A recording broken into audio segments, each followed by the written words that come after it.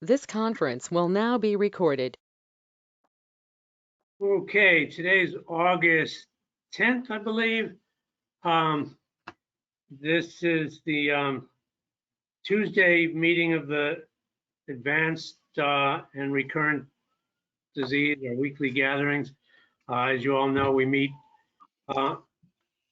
twice a month on Mondays at 8 o'clock Eastern, and then twice a week on Tuesdays at 6 o'clock Eastern.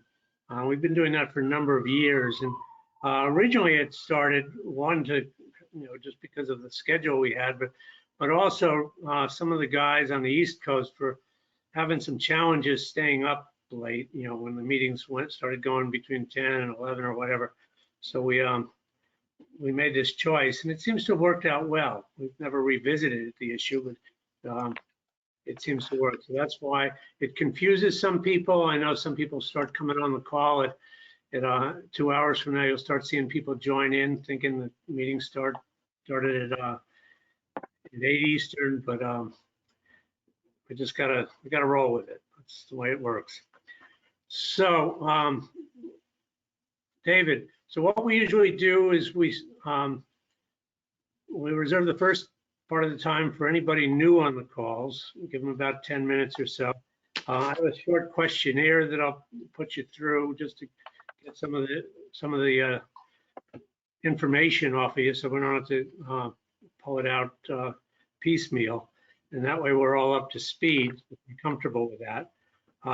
But welcome to the call. We've got a wealth of experience here. Some of us dealing with this crazy disease for years, all different aspects of it. Since this is the advanced and recurrent group, we've got a wide range of guys that have been through I don't know if saying the mill is the right word, but maybe because I'm in Minneapolis, that's where the mill is. That's where the general is up here, General Mills. So David's from Kansas City, and he tried getting on last week. He found his way here, but didn't quite get it logistically worked out. So we welcome you. We are from all over North America on this call, so you never know. You might find a neighbor on this call. I myself live in Hawaii on Maui, but I happen to be in Minneapolis right now. But there are guys on the East Coast, the West Coast, down south, you name it. We're from New York City. We're from all over the place. So David, how old are you? I'm 57. Okay, relatively young. And you live in Kansas City. When were you first diagnosed? 2 years ago. Okay, so 2019?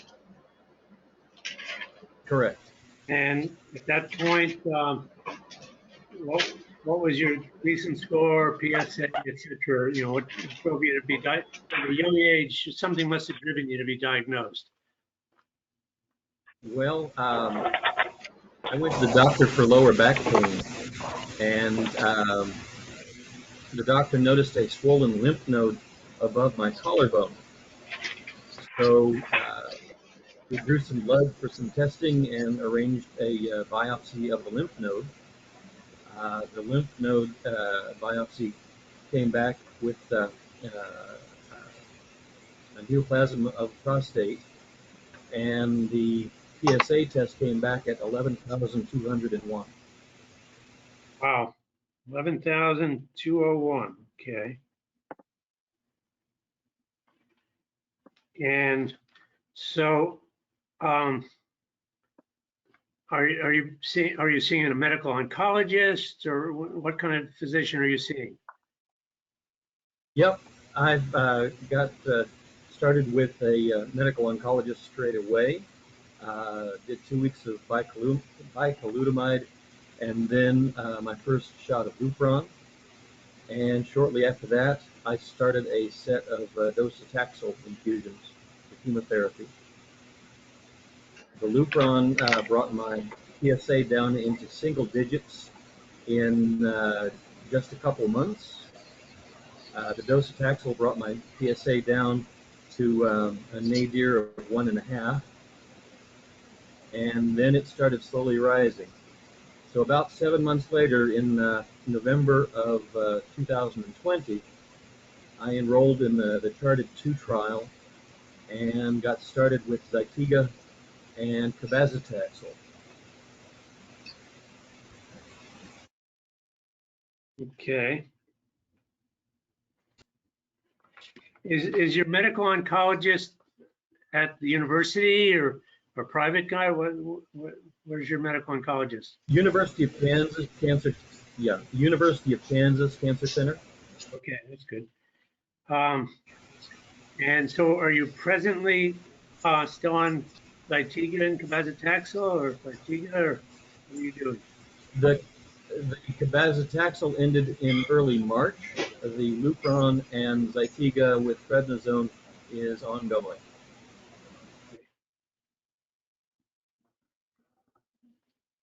Okay, and before we get rolling here, have you done, you're a young guy, and you're seeing a medical oncologist, have you done any genetic or genomic testing at this point? No. Any inherited or other kinds of mutations? No, I haven't. I don't have any children.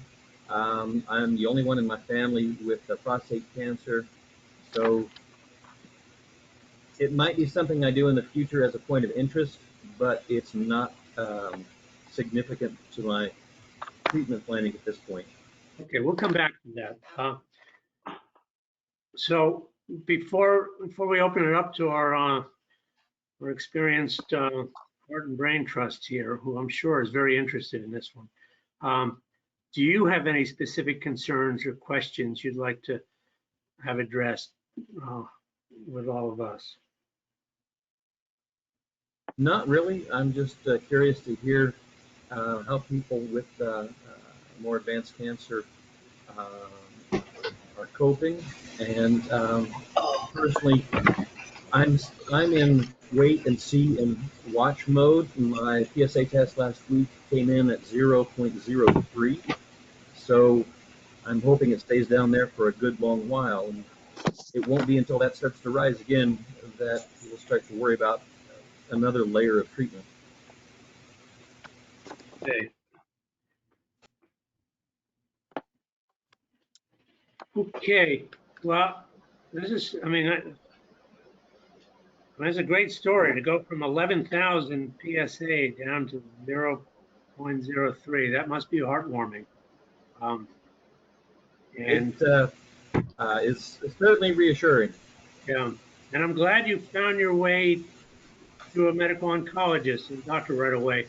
I mean, some people, with back pain, spend weeks or months messing around with a chiropractor before they find out that they've got bigger issues.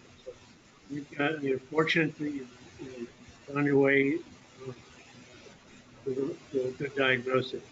So I'm going to open this up to.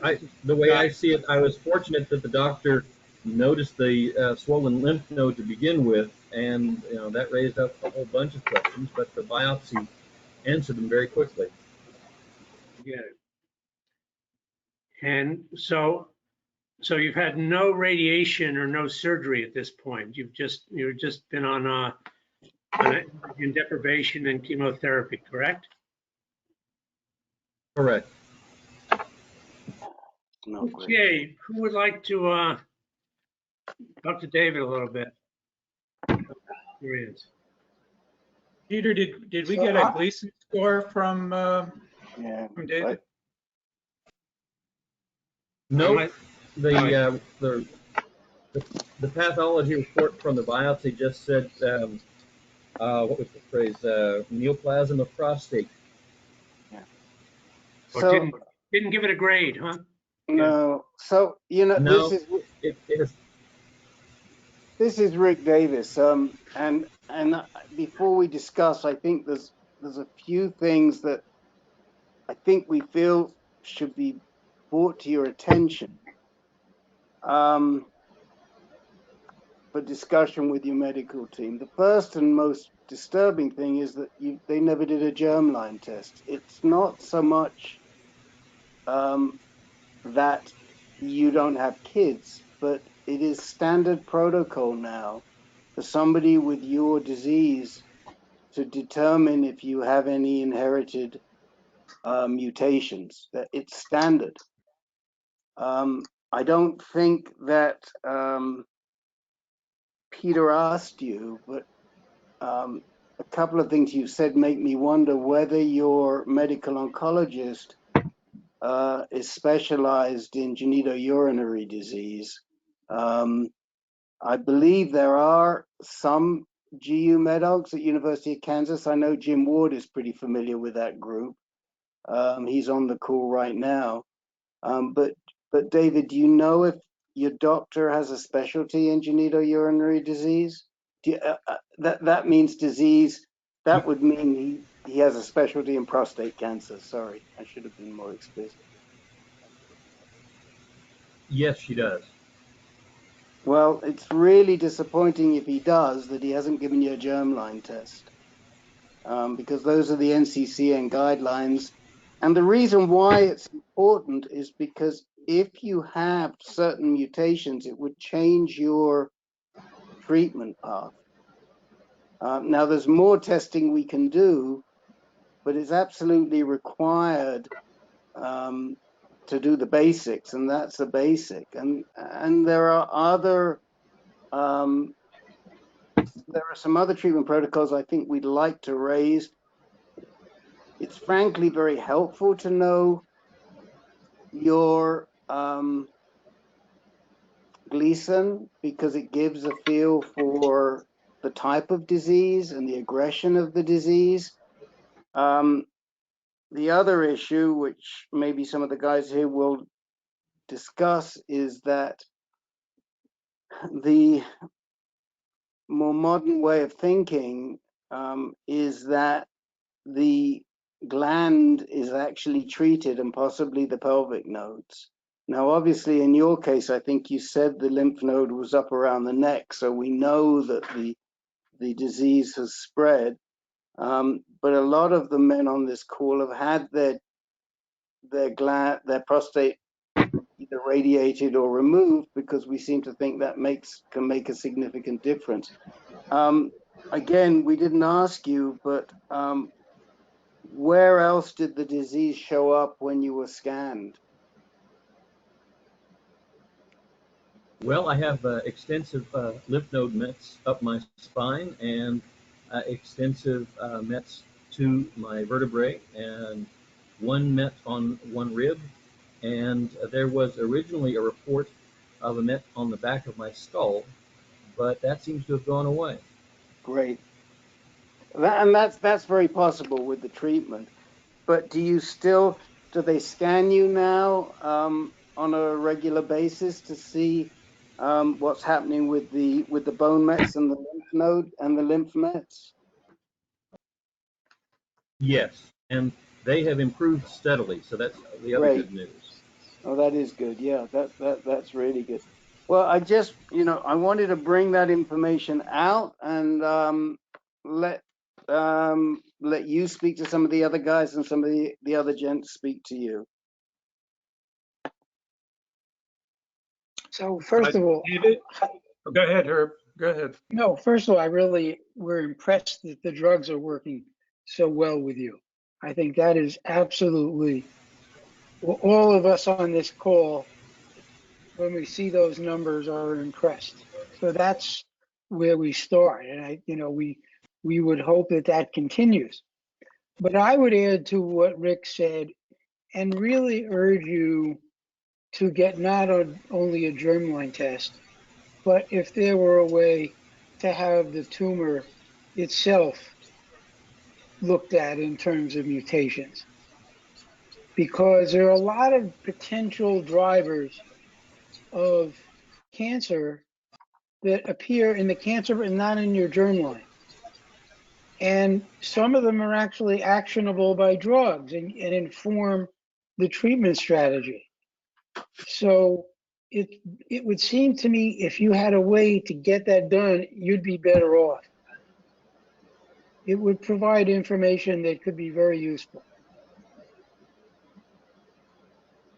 Interesting. Okay. Well, I've made a note here to discuss a germline test, and I'll ask whether further analysis of the original biopsy is possible. But it's Right. been If 2 they could years. do, That would seem unlikely to me. right.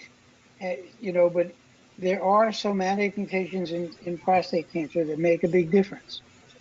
And so, Well, the other if thing I you can have, add to that is the last CT scan simply reported the prostate as atrophic. So it's there's certainly a lot less of it than there used to be. right. I mean, that's not unusual. You're on the drugs, they're working, your PSA is going down, but at the same time, this is knowledge that I am actually surprised that a GU oncologist would not automatically do that, to be honest. So, but I think you can ask for it. This is a case where, you know, the motto of this group is you are your own best advocate. And I would suggest that you should advocate for genetic testing. Len, Another point Noted. of they may have slides or even tissue samples from that biopsy. Usually they have slides. Very often they have some tissue sample. You can ask that to be checked even if it's 2 years ago. There might be some original mutations there.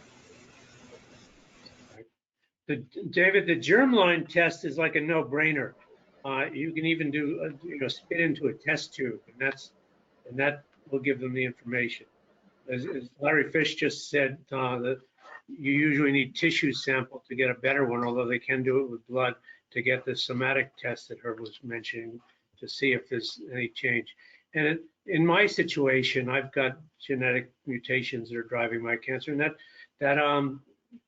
that prescribed the kind of chemo that I took last year, which made a big difference in my treatment. So Is it also true, Peter? For sure. If it was 2 years ago, now he's on went through a course of docetaxel and Lupron, that things may not show up if they're not there, or there's not enough volume in the saliva or something, or is that not true? Yeah. I mean, it would be much better if there was a more recent sample, and probably with the PSA as low as it is, you might not be able to get enough circulating tumor cells from doing a blood biopsy, a liquid biopsy. But I'm just not sure. I mean, it's, to me, 2 years from an 11,000 down to not measurable is phenomenal, and congratulations on that, and a really good sign, by the way.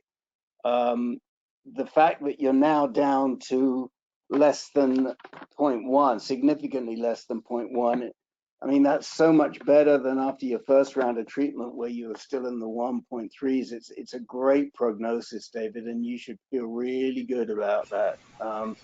There are people here who would love to be lower than after having done their treatment than where they are right now. And so it doesn't get much better. But as Herb said, having this information is really important for future treatment. And I think the other discussion that you would have, if we could ask for a show of hands, but there's a lot of guys on this call who would, not a lot, but enough guys on this call who are diagnosed de novo metastatic, who have had the prostate treated, usually 1 to 2 years after their diagnosis. So you're in the sweet spot for that. If you asked on this call, I think most of us would say if it were us, we'd do it with radiation, but there are some people that have done it with surgery. Speaking of which, Carl, you had a question.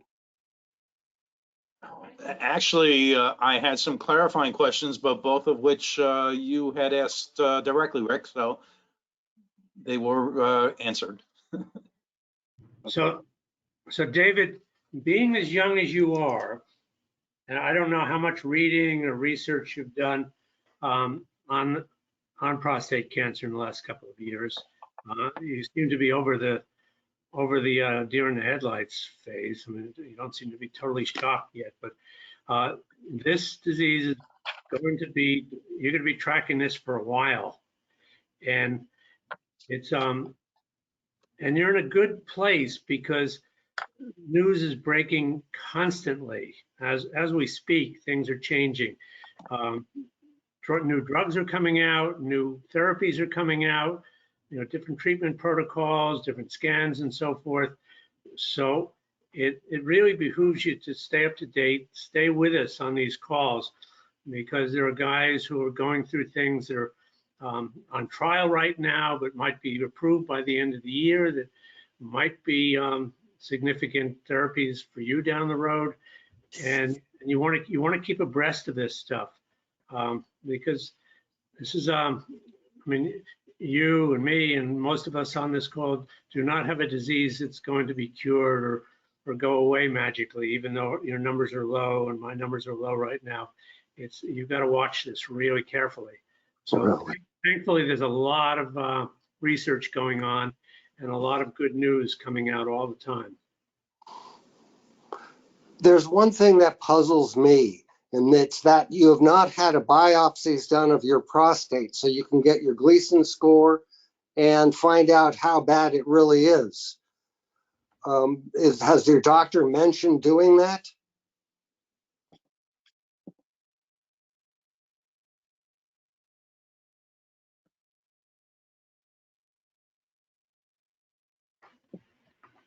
David? He's gone. I might not have a good connection, I'm not sure. Well, he seemed to imply that there was a biopsy, he just doesn't have the Gleason score. Yeah, but he said it was a biopsy of his the thing on his neck, Oh, I not see. of his prostate. Okay. Would that be normal at all? Yeah, it is. I mean, we've seen it too many times where you're diagnosed de novo metastatic and the doctors, whether it's your urologist or your medical oncologist at the time, they don't think it's worth biopsying your prostate. And I'm not sure if it were me, I think I'd insist on it. And other people too have said that. I think it's just good practice. It's not a huge procedure, but they say, what do we need to know for? Well, in this day and age, I think there's a lot more information that we can get from that biopsy than maybe 10 years ago. And that's old practice. And, that's my concern. I mean, Jim Ward, you were diagnosed at the University of Kansas Center, and I think you were diagnosed with the lymph node involvement. Isn't that right? Yep. It looks like Jim Ward stepped away as well. No Jim Ward? Well, we'll have to watch. We'll see if he comes back. But I'd love to get Jim's input on all of this and more input about the University of Kansas Center, and maybe we can connect. David, are you back with us? Hello, David. We got a lot of blank boys. We got a lot of blanks here today. Well, depending on time, maybe we can come back, Peter, return, because I'd love to see also if anyone else has questions or what have you. But certainly, I'd like to speak to David and to Jim about the treatment path there. David can hear us, but he's got a lag. Okay. Let me ask a couple of other guys who joined if they've got something else they want to talk about tonight too. Carlos, how about you? Do you have anything tonight? You do. Okay. Kang, how about you? Do you have anything tonight? Thanks, Peter. I'm okay. Okay. And someone's on the phone. Caller number 2. I'm betting on David Muslin. Is that you, David? Negative. Well, someone, Oh, Negative. someone's on. Swing and a miss, Rick.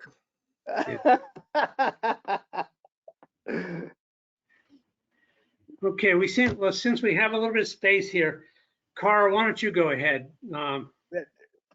Peter, let's see if we can find out who's on. No, it's whoever's calling in on the telephone. If you'd like to identify, please feel free to do so. If you just want to listen in, that's just fine too.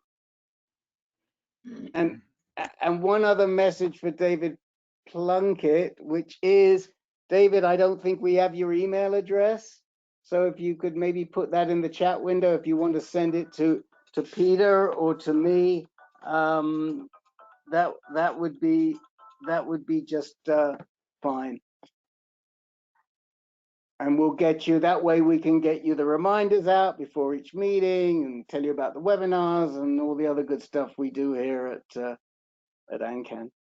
And my email is peterk@ancan.org, ANCAN.org. Okay, Carl, go ahead. So let's fill in some space here. I'm a filler. Okay. We're So all filling space here.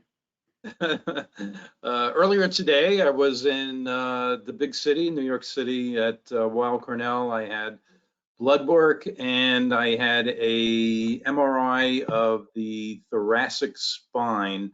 This is in advance of the trial that I've been talking about for some time, which will begin this Thursday.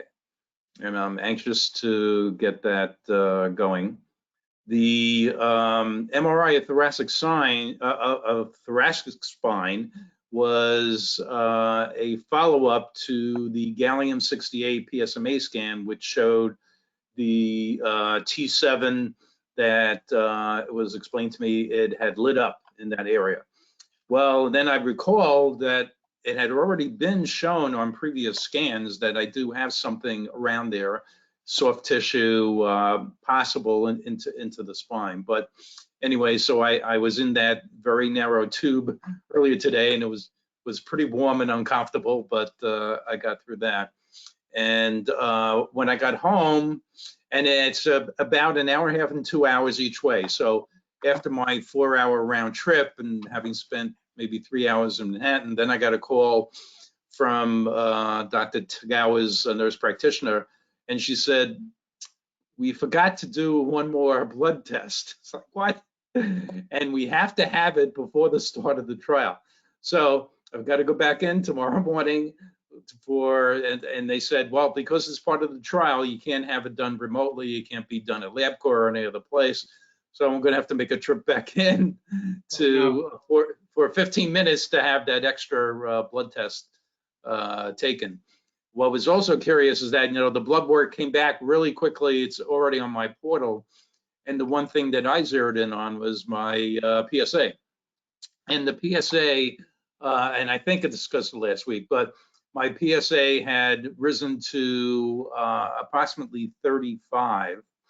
But the PSA today, without any special treatments going on in advance of the trial, the PSA dropped by approximately 20% to 28 from 35. And I said, okay, don't look a gift horse in the mouth. And hopefully when the trial goes on with the triple therapy, which is actinium 225 and pembrolizumab and enzalutamide, and I am expected to be at Weill Cornell on this Thursday from 9 in the morning till probably about 4 in the afternoon. They're going to be monitoring me after I get the first treatment will be Pembro infusion. The second treatment will be actinium, and then the enzalutamide will happen. I mean, that's simply a pill. So at any point during the day on Thursday. And then I'll be going back every week for the first 6 weeks for them to monitor my blood levels as well as any possible side effects. And that's my update. Good luck, Carl. Hope it works. Thank you. Anybody have any? Carl, I'm pretty sure remember the answer, but you did not show as being MSI high on your foundation medicine test, correct? Yes, yeah, that's correct. And I also have a low tumor burden, both of which typically for Keytruda to be beneficial, you have to have MSI and a high tumor burden. And I discussed that with Dr. Tagawa, and he believes with the combination of the triple therapy, it's what they call turning cold tumors hot, and it should be effective. Right. So I mean, just a word of explanation to those who don't understand that. The whole purpose of this trial is to try and turn the prostate cancer tumors into what's called a hot tumor, meaning it will respond to your own immune system and your T cells. And one of the reasons why Keytruda and other immune drugs have not responded in the past is because most prostate cancer tumors are cold tumors. And so what they're doing here is they're giving Carl one shot of actinium-225 and following that up with pembrolizumab Keytruda, and hoping that the shot of the actinium, the treatment of the single treatment of the actinium is going to activate the tumor into becoming hot and more responsive to the pembrolizumab, and then in conjunction with all of this, as Carl mentioned, he'll start enzalutamide, which is an androgen blocker. The question, or one question that I have for you, Carl, is how have you and the doc had any discussions about at what point you'll determine if the trial is working or not working? That's a very big question, and we will have that discussion right before the triple therapy first thing Thursday morning. I have my very first appointment is at 9 o'clock Thursday morning. That's directly with Dr. Tagawa, and they will discuss that and whatever other questions there are and fill me in on everything relating to the trial. Yeah, I mean, I think that's a really important issue for you, that given the fact that you're not MSI, given the fact that you're not, you don't have a high tumor burden, you're really depending on this actinium to make the tumor hot. And if we don't see a response, and especially given the speed at which your PSA is moving or fluctuating, I should say, up and down, you know, I think if it were me, I would want to have some clear decision points along the way. Absolutely. You know, the Keytruda is expected to, the second treatment of Keytruda is expected at the 6-week mark. Whether that will be the time that they'll be doing additional scans or not, but definitely I will be asking that question. That's really a critical question. Sure. Carl, when I just got in my mail today a lab finding. I took a mouth swab a couple months ago to determine how I would tolerate Keytruda. Did your doctor give you anything like that? I had that done at my oncologist 2 months ago, and I just got the result today that showed that I would tolerate it very well. There was very low incidence of reaction to it. And I didn't know about this until Dr. Schultz mentioned it. And it was just a simple thing that, you know, mouth swab and send it to the lab. Interesting. I hadn't heard of that either, nor was it discussed with me, other than Dr. Tagawa believes that the side effects of all 3 of those medications should not be very serious for me overall. Good.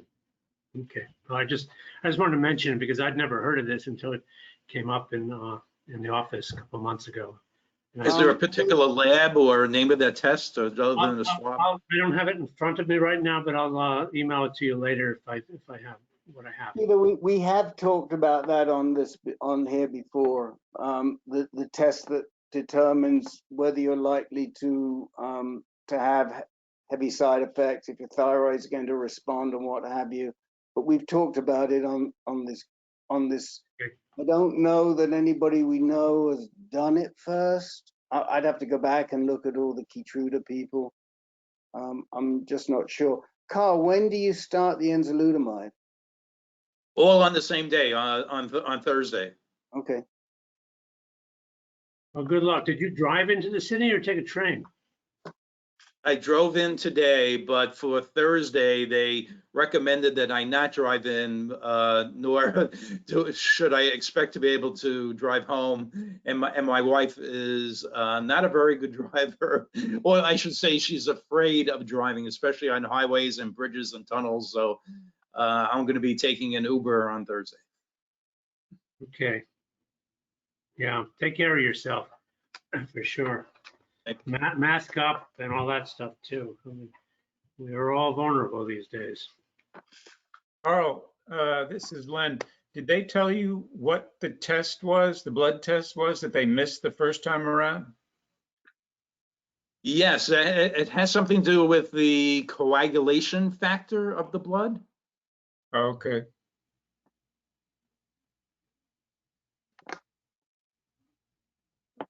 But Carla, I'm a little puzzled why they don't want you driving in if they're just going to do a blood test. Oh, you're talking about on Thursday, not Thursday, tomorrow. Yes, yeah. Tomorrow I will be doing the drive. Okay, so I'm having trouble with your logistics there.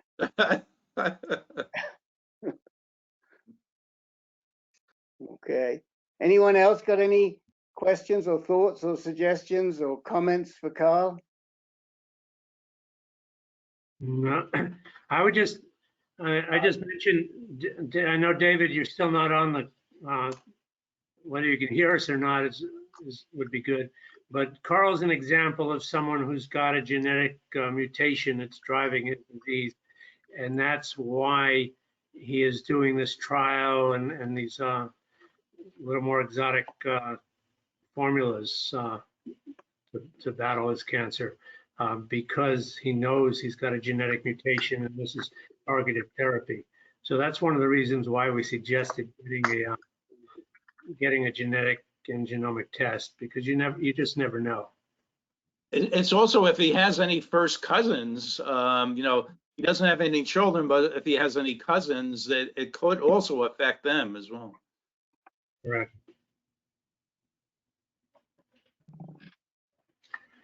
Okay. Anybody else have any comments or questions for Carl? I mean, our hearts are with you. We've been following your saga for a long time now, and we I wish I could be there to drive you in and out of the city.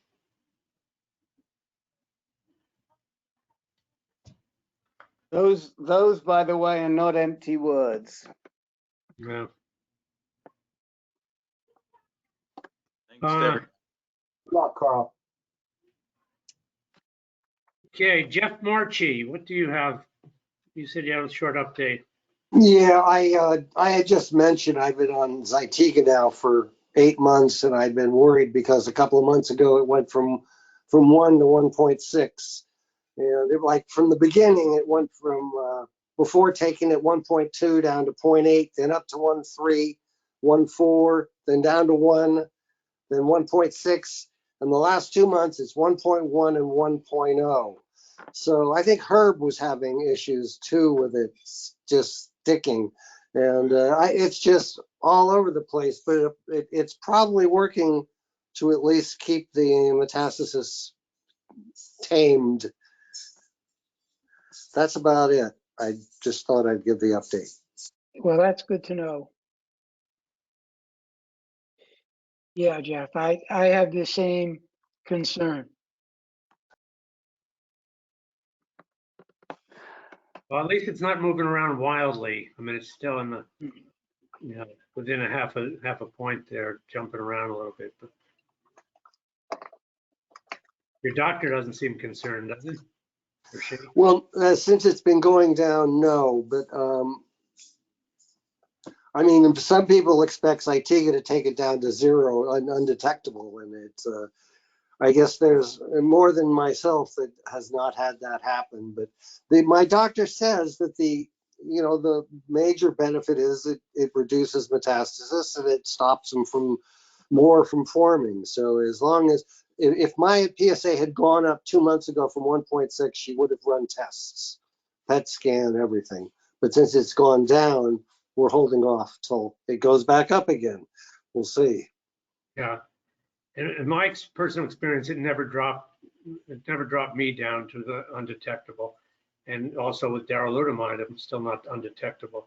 So I don't think it's totally uncommon. For some guys, they do get good mileage out of it, but I don't know. Yeah, well, with having the BRCA2, it's very possible that that's preventing it from dropping any lower. Jeff, are you germline BRCA2 or somatic?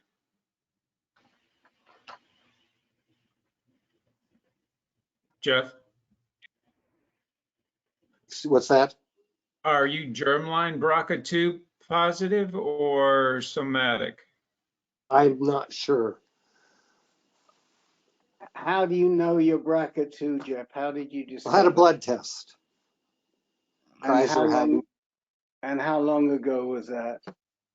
About a year. And the blood test that you did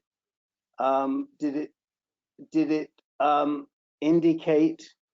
I'm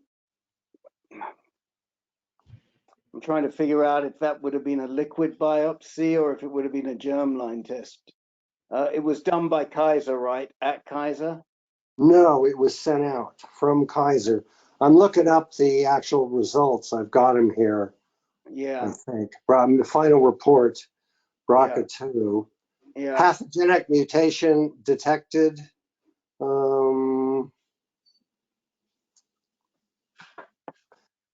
Additional.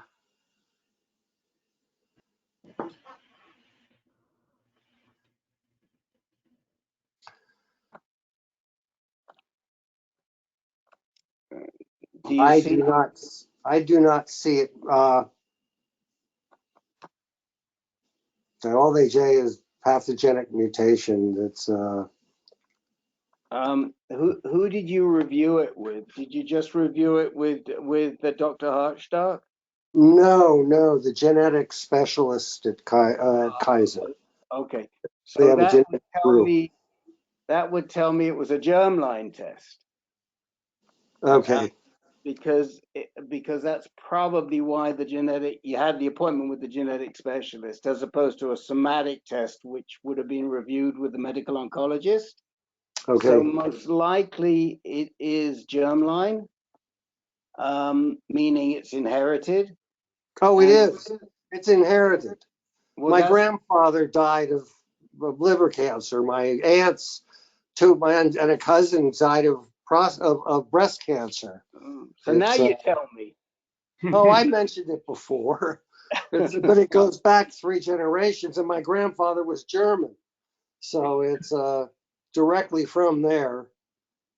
And my father, who had prostate cancer, is Swiss Italian. It couldn't have come from him.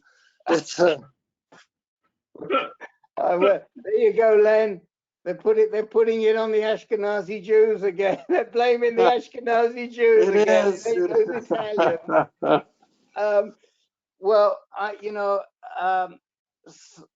so to answer Herb's question, it's germline, Herb.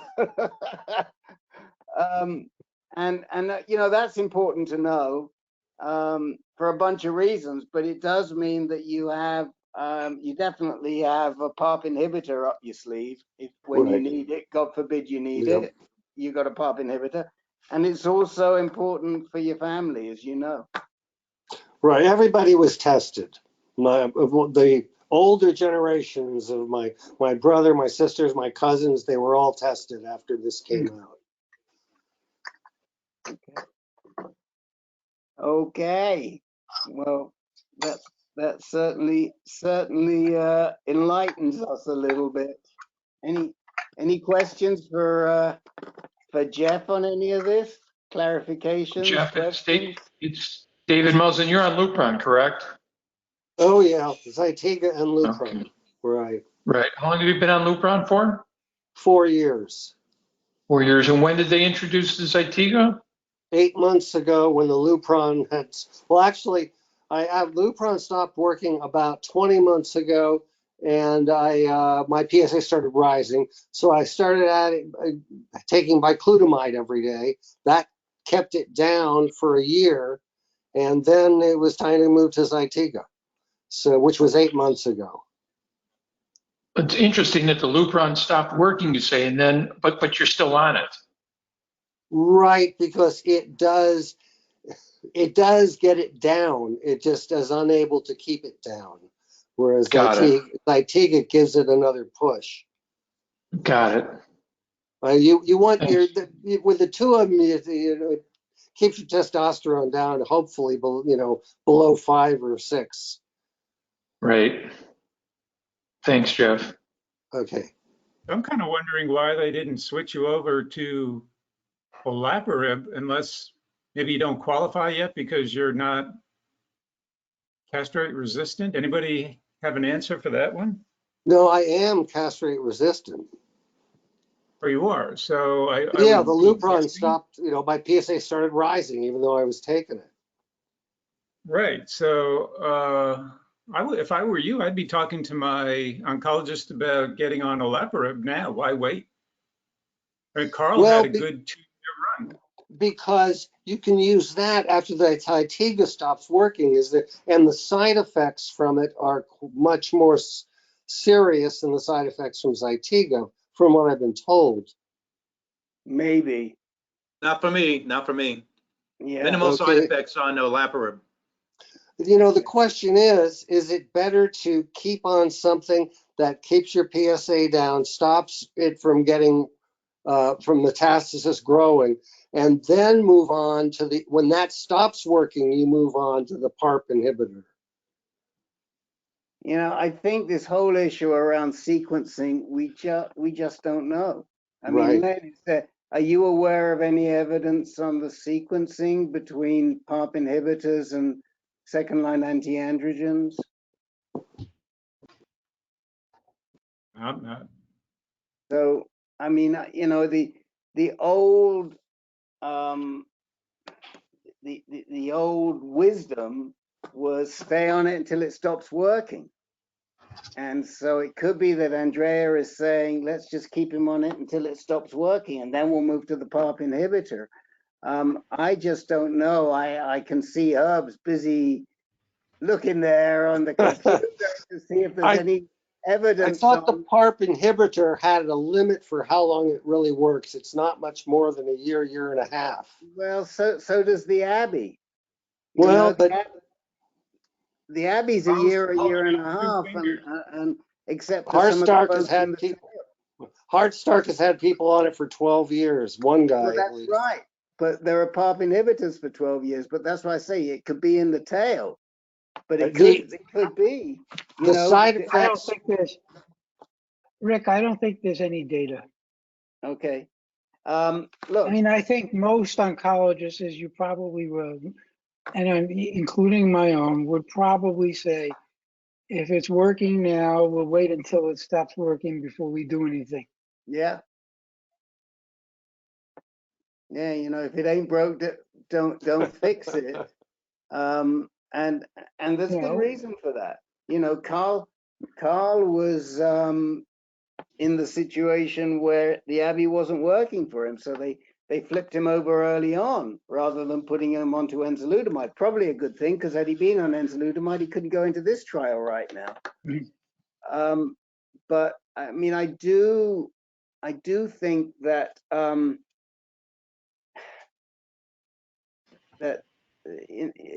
the side effects between Abbey and olaparib, again, it's just how each one strikes you. Some people don't get any problems with the olaparib.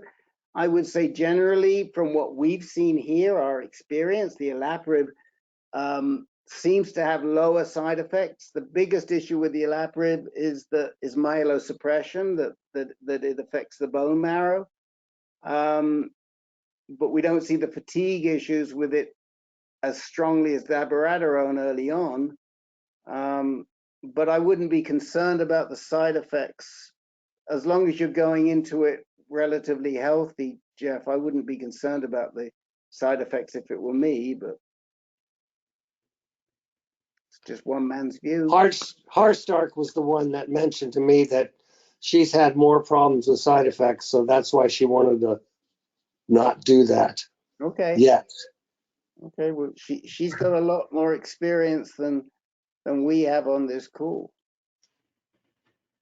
I've got to say that I brought that question up to Rick, that your recommendations to Dr. Munster and at UCSF, and also Dumchek at Abrams, and who both deal with primarily women with BRCA2, but yep. They both had told me that the side effects that they've seen have not been significant in their pool of patients. Yeah. And you know, I would tend to listen to them only because they're seeing I don't want to say they're seeing a lot more than Andrea is seeing, because we don't know how many breast cancer people she sees. I mean, even though she's a GU med at Kaiser, she's going to see other people. But I would certainly say that Dumchuk and Munster are pretty good resources on the impact of a PARP inhibitor. Of course, I think, I'm not sure, Munster may be seeing ovarian cancer patients too, but I'm not sure. Well, Jeff, thanks for a simple update on PSA. Yeah, well, thank you. The conversation was pretty enlightening there for all of us, I think. Okay. There's a few people that have joined since we started. And just quickly, whether anybody has some burning things they want to discuss. John A., do you have anything tonight? Yeah, I got one of those famous 30-second. Okay, I'll try to put you on here. Don Price. I do not, Peter. How about the two Dennises? Dennis McGuire or Hi, Peter. Dennis McGuire. No update tonight. Thank you. Korea. Yeah, Peter. Just a few minutes if there's time. I'm late because I just got back from my radiation planning session. Okay, we'll try to get you in. And Ben Nathanson and Stan Friedman. Do either of you have anything? No, I don't, Peter. Thanks. All right, Peter. No time needed. Thank you. Okay, good. Okay, and someone's good enough. And the person on the phone is Carlos. We figured that out. Okay, Jerry Deans. Nothing from me, Peter. I stepped away for a minute. Oh, Larry. Okay. Jerry Deans, I'm sure you've got something that would enlighten us all and give us some pause for thought. Wow. I have determined I'm in a no man's land, and but thanks to a number of people on this call, I am on my way to a managed access to Lu177 617 at Duke. I've got an appointment on the 27th of September. So my goal is to stay safe, healthy between now and then. And I met with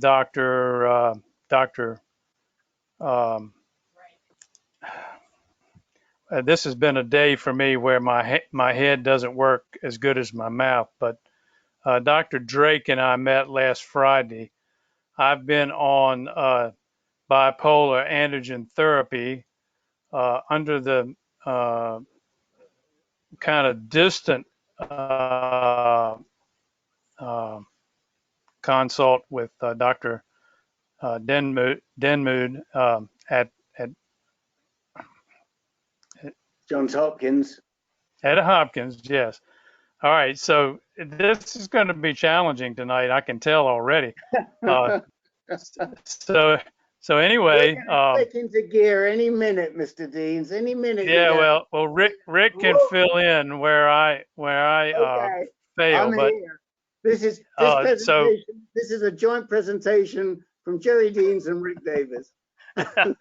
so I've been doing this for 22 years and have taken advantage of almost every treatment that any of you are on at this point in time, and so I'm at a point where we really don't know what's going to work. We're hoping that the Lu177 is going to work for me because there really aren't a lot of other alternatives. So I've taken my second testosterone shot, and we did that primarily because of the second 2 weeks of being on testosterone. I started feeling better.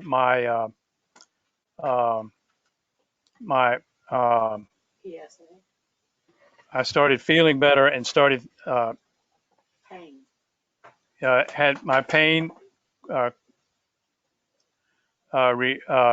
in, in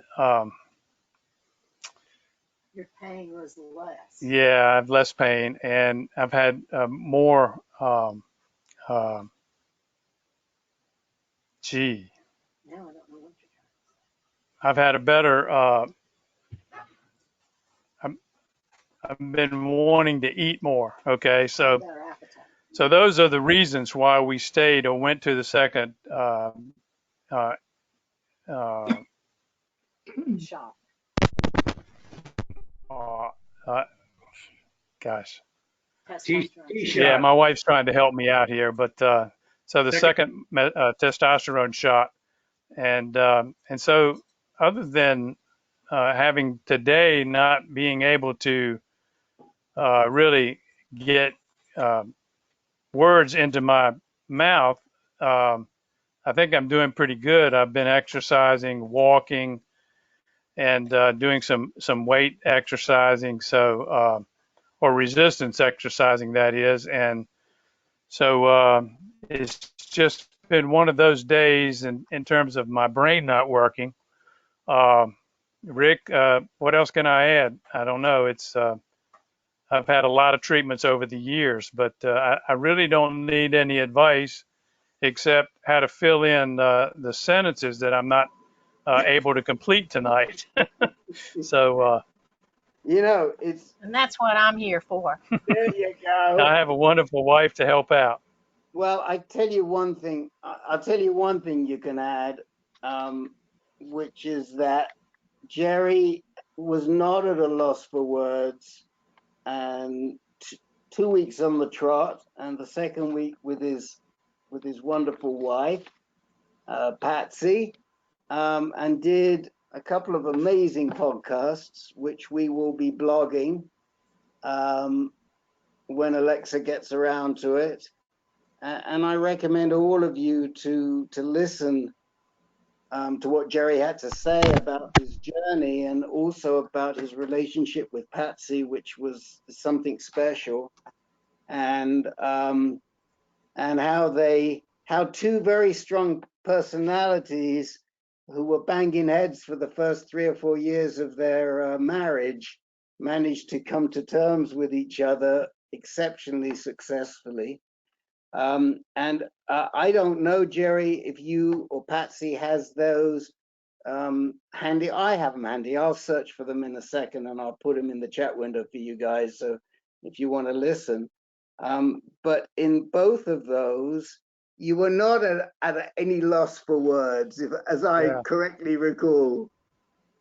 I think the biggest issue with Jerry, and the issue that concerns me the most, is one, when exactly the lutetium trial will open up at Duke, which we really don't know. Jerry's got to wait at least until September 22nd when he sees Dan George. And secondly, whether there's going to be an adverse response to getting another big testosterone boost. So, Jerry, last time you had the testosterone boost, you did have pain initially, right? Yeah, I had a day of really intense pain. And then after that day, the pain subsided, and the other strange effect was that my PSA went from 175 to 530. And then Mead basically said, that's kind of normal for bipolar androgen therapy. And but the second half of the month, again, appetite much improved, strength improved, pain way down.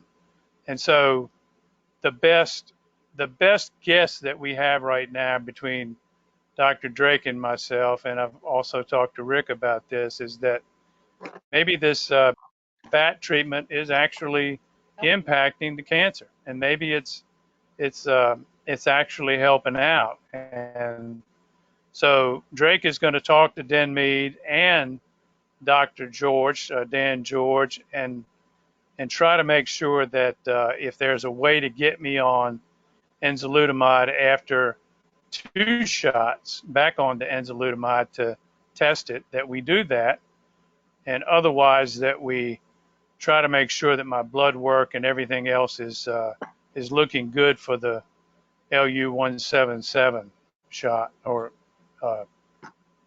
infusion. So that's really all I have to say, and take any questions. Whether I can answer them or not is questionable tonight, but you know, you do what you do. You're remarkable. You're remarkable. Exactly. Jerry, I'm curious to know if your T levels are measured when they give you the injection. They have not measured T levels, and you're probably, if if it wasn't for the fact that my local oncologist is not a GU medical oncologist, she's just a general. I think of several things that I might have wanted to get another Foundation 1 test. I might have wanted to get another Axeman test to see where everything was, but we're kind of flying by the seat of our pants and trying to fit it all in. It's very, in some sense, it's very unscientific, but hopefully we're moving towards the right outcome. Jerry, I recently went to Johns Hopkins about 2 weeks ago and met with one of the team members of Dr. Denmead, and we did talk about the bipolar androgen therapy. And what was told to me is that it hasn't really been a widely used type of therapy because there's virtually no money in it. And that what they have right now is that there's a BAT with radium-223, so which they have right now. I think they're looking for volunteers for that trial. But just curious, are you on BAT by itself or with something else? No, it's BAT by itself, and and Denmead told me the same thing, that basically I saw one recording where Antonio Rackus says it's not ready for prime time yet, but with Dr. Drake's oversight, we're giving it a try because we think it's better than nothing between now and when I try to get on the Lu177. I think it's better than nothing. I think it's actually improved my quality of life over the last the last 3 weeks. So we can tell that just watching you. And Yeah, that's one of the advantages of having this video connection. And you yeah, can see it perked up quite a bit. yeah. Except for the brain, it's it's doing Well, pretty good, I think. we all have a little bit of that. I know I do. I'd be the first to admit it. I got some big missing gaps there. But I also want to say that the brain is not consistent. I mean, you know, when I talked with you a few days ago, you were sharp as a tack. Yeah, So, you know, some days are good, some days are bad. I think when I talked to you, you were even reminding me of stuff that I couldn't remember. I think I right. even said that to you. That's why Jerry has 3 people today. You had just 2, you got 3. Him and his wife and me. Well, That's right. thank you for the time and thank you for the support. You guys mean a lot to me, and I hope I can help other people along the way. Well, you mean an awful lot to us. I'm trying to do about 5 things here, but just keep an eye on that blog, and I will on the chat window, and I'll put those 2 links to the 2 podcasts in the chat window very, very soon. Okay. Okay, let's Jimmie Greenfield, you're up. What do you got for us tonight? Oh, get in. Well, I went to my new primary care physician today. He's still new to me. It's going to take a while to get used to it. I think I referred to the fact that he looked to me when I met him like he was about 19 years old. But that's what happens when you get older. You meet your new doctor and he looks like maybe one of your youngest sons.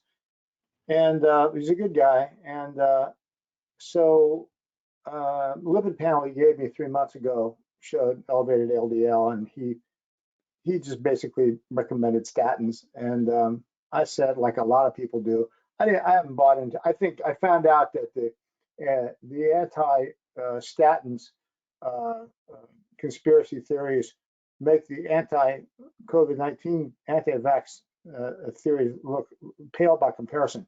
That stuff is all over the internet. Don't take statins. Doctors with long YouTube videos explaining how harmful they are. And then, of course, that's the truth is not that. But I am pretty much of the opinion, and he understands this, and he actually agrees with it, that the less drugs you can be on, the better. And I said I've been on an awful lot of drugs in the last couple of years. And so the problem was, I went back today, my LDL was even higher than it was, and I had really, really cut my diet, and I had increased my exercise. So my HDL was higher, but my LDL was also higher. And I realized I'd done a really dumb thing, which I quit about a week ago. Actually, I quit when the results came in with this lipid panel. I had been attempting a keto diet, which I don't recommend to anybody unless you can really, really stick to it. Because basically you're trying to put yourself in ketosis, which means that you're wanting to have no carbohydrates available to burn so that your body has to burn fat. Instead, the problem is that getting the carbohydrates down to that lower level really, really takes some doing. I like fruit. I don't eat that much of it, but certainly too much of it for it to be done. Instead, my 3 strong coffees minimum a day, I was putting almond coconut cream and some stuff called caprylic acid, which is a short chain triglyceride made from coconut oil, in my coffee. So I speculate that this drove up my HDL this time to 188, which is getting pretty far up there. However, my ratio is still good because my HDL is 74, which is very good for my age. And he said that he will, he'll go ahead and let me stand by another 3 months, with the understanding that I have a little calcium around my heart, and that there's currently about a 13.9% chance of a heart attack in the next 10 years. I'm personally not worried about, but if I can't bring this down on my own, then I'm going to go ahead with a statin. Meanwhile, my brother, to the retired doctor, the reason I got the young guy in the first place, is telling me about something called Repatha. And if anybody has any experience with Repatha, I'd be interested, because that is the vanguard of LDL lowering drugs. And you science guys will know what a human monoclonal immunoglobulin is. All that is some long words to me.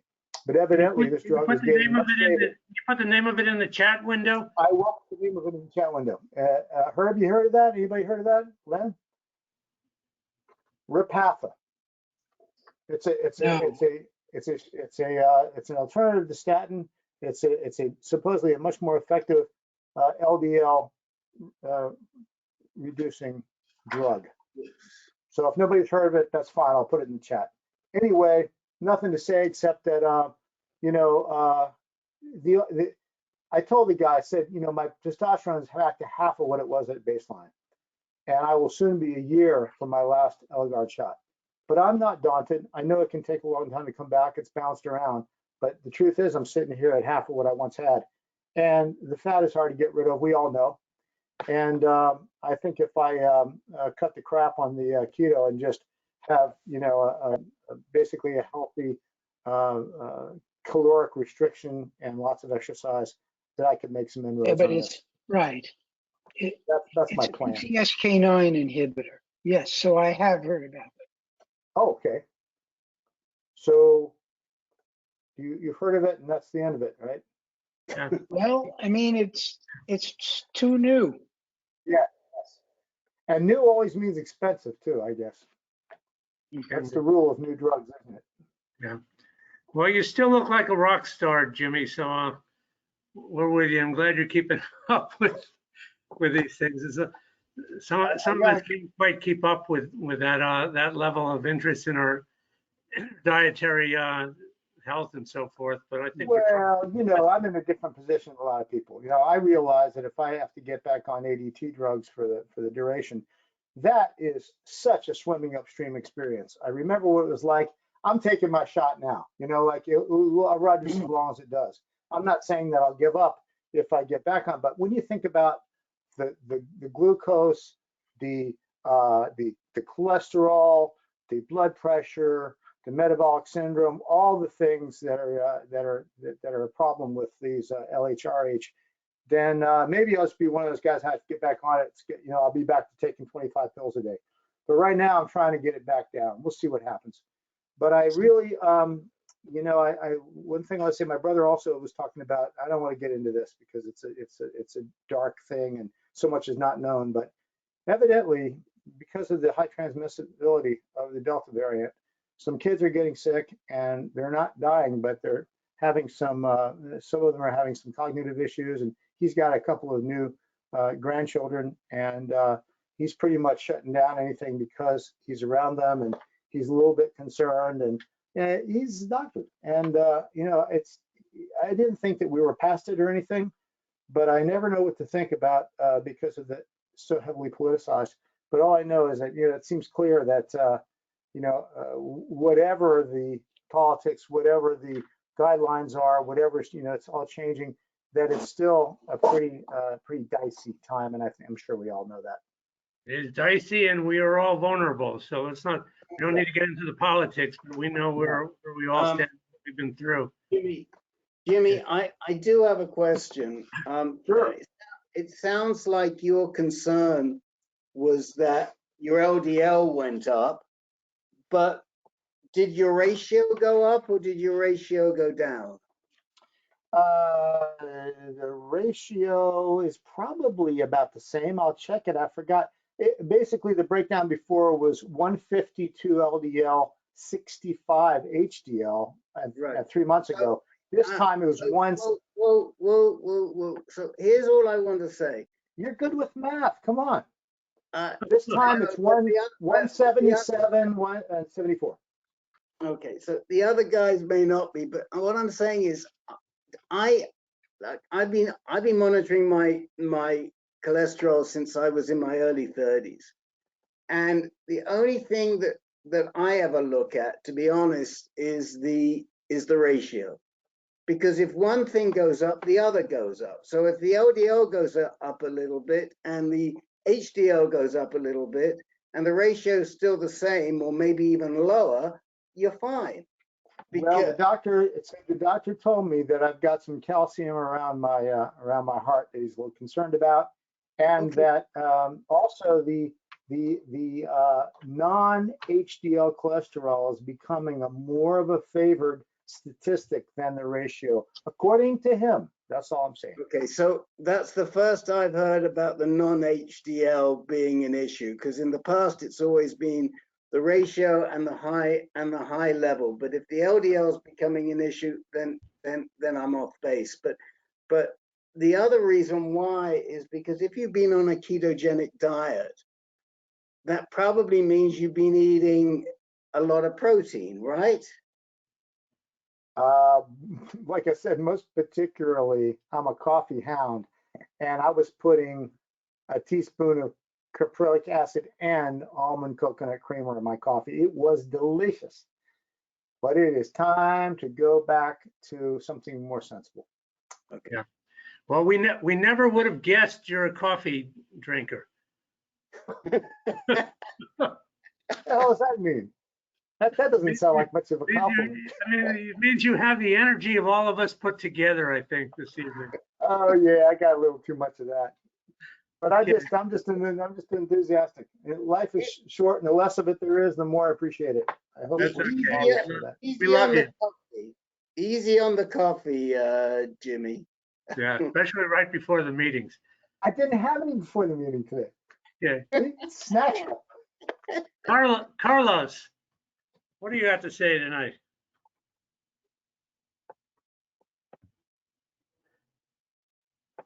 Jan?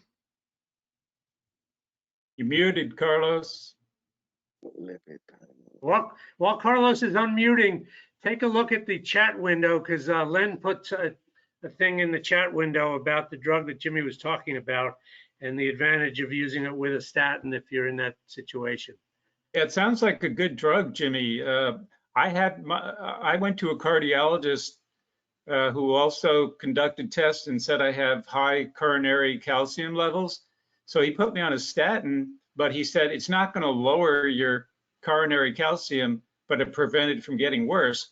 So this new drug sounds like it actually clears out the plaques. It sounds like a good drug. Like Herb said, I guess it's new. As long as something comes out that allows me to continue to do whatever I want, that's beautiful. That's the arc of medicine shortening. Good. That's cool. Chocolate eclairs. Hey, Carlos, you're up.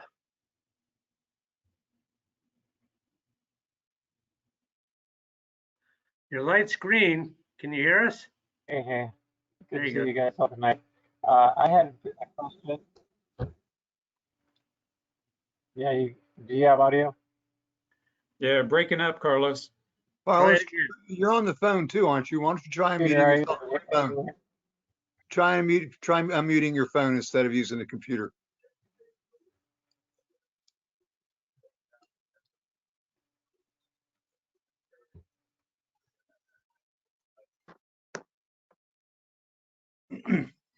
All right. Is that getting across? Still not? No, you're breaking up, Carlos. I would suggest two things. Either one, shut off your video and use computer, or two, use telephone. On the computer.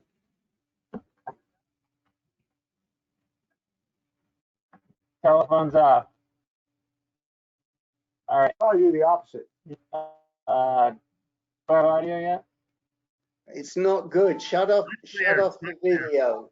Close your video, Carlos, and then you'll have more bandwidth, and we'll get a better audio stream.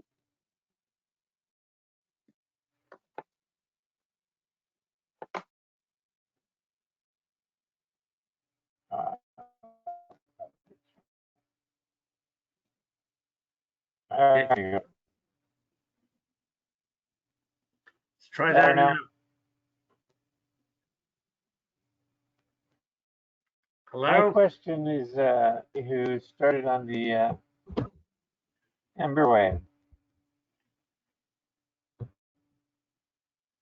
Okay. I think, Carlos, you're still breaking up. I think I heard your question. I would suggest you call back in, and then that way on the telephone, we'll hear you fine. And Jake, if you would be good enough to put the telephone number and the serial number the ID in there. Maybe even David Plunkett can call in as well. I've been trying to get to that. Give me a minute. Thank you. I think the question is, Carlos would like to know what the experience is with the Embr hot flash gizmo. Who's using it and what's the experience been? Herb, why don't you, or David, go ahead. Yes. Well, it I'll go. certainly has worked. It's worked for me in the sense that it really, I was having miserable waking up in the middle of the night in hot sweats, and that doesn't happen anymore. Are you And I running experienced- the overnight? Yes, I pretty much don't use it during the day. It's a big clunky thing, and it's getting in the way of a lot of my activities. And most of my problems were at night.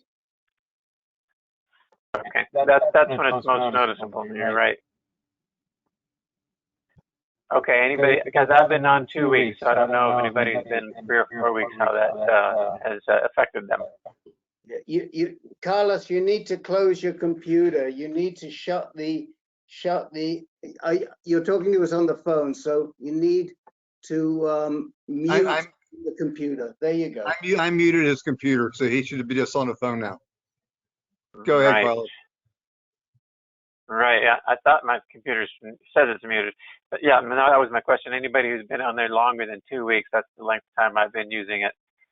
Not particularly noticing a big difference, but I don't know if it's just a time thing. I didn't have the all night at first because mine came with a 42 bias and they didn't put it into a 45. But I tried it. I started using it about 3 weeks ago, and it took maybe a week and a half before I wasn't waking up at night with hot flashes. And maybe the last 4 or 5 days, it has not happened. But I've been getting 11, 12, 14, some days only 8 hot flashes during the day and evening. So I found it real useful, though if I get a strong one, it'll help. But a fan works almost as much, but not as much. And if I find it right away and it's not real strong, it will stop it from coming on, or pretty darn close to stopping it. Okay, and do you have your cold setting as cold as it goes, or are you halfway? No, I'm all the way on cold. Yeah. And I found that you've got to be real careful if you want to do that, because when you switch screens from the screen that shows what mode it's in to the screen that shows your numbers, if you're not careful, it'll reduce the cold setting or change it. I've had to switch to the other. When you try to, like, when you're on your phone and you try to slick out of it, just slide out of it, that can cause it to change the amount how cold it gets. So I've had to switch it over to the other screen before switching out of it. Okay, but that's real good. It's for the price, it's really worth it. Real good. I know I did talk to one of the techs who they were having difficulty getting my data downloaded, and I told him about using it overnight. He says, yeah, if you're going to do that, make sure you charge it that evening so that you get your full 8 hours, and then it doesn't forget it in the morning when it goes dead. Because that's otherwise not necessary. That's not necessary. I charge mine every morning starting around 6:30, 6:45, and it works all night without any problem at all. And in the morning, I've had it set back to hot sync mode before charging it, and hot flash mode. And I've had hot flashes and had no problem with it. The battery, you can check the battery levels. They don't go down that low. It's just something to think about. Okay. Anybody else looking for tips? Yeah, I'll go next. So I've had it for 6 weeks, and I was using it, and it works great. And I kind of stopped. Didn't realize that it was working so well, but I just had it on, and then I went swimming with it by accident. So quit working, so I didn't have one for 3 or 4 days. and boy did it, hot flashes come back strong, came back real strong. And I was grateful when a new one showed up in my mail yesterday, because I had the best night's sleep I've had in about a week since I took mine swimming with me. It's really the dog's fault, but that's another story. Don't tell me you dove in to save the dog. He was drowning. Don't. Dog knocked it off the dock. Dog knocked my sunglasses off the dock. I had to go after the sunglasses, and I forgot I had it on because it's always on. Oh my gosh. But but all kidding aside, when I didn't have it anymore, it really sent a big message how excellent it works for me, especially at night. Wow. I do have one thing to ask all of you in this regard. There are at least 4 guys who have applied for this, for the gizmo. I call it the gizmo. They laugh at me at Embr when I call it the gizmo. But there are at least 4 guys who have applied, but they haven't completed the releases. And so they can't send it to you. Now, we don't know, I can't find out who the 4 guys are because of HIPAA. And that, you know, they're trying to figure out, is there a way around it? But Dr. Morgan's is not very happy about even giving me a first name so I can get to you. But please, if you wanted to apply for the trial and you have not heard any more, it's possible that you never completed your informed consent. So call them again and ask them if you're one of the guys that didn't complete the informed consent.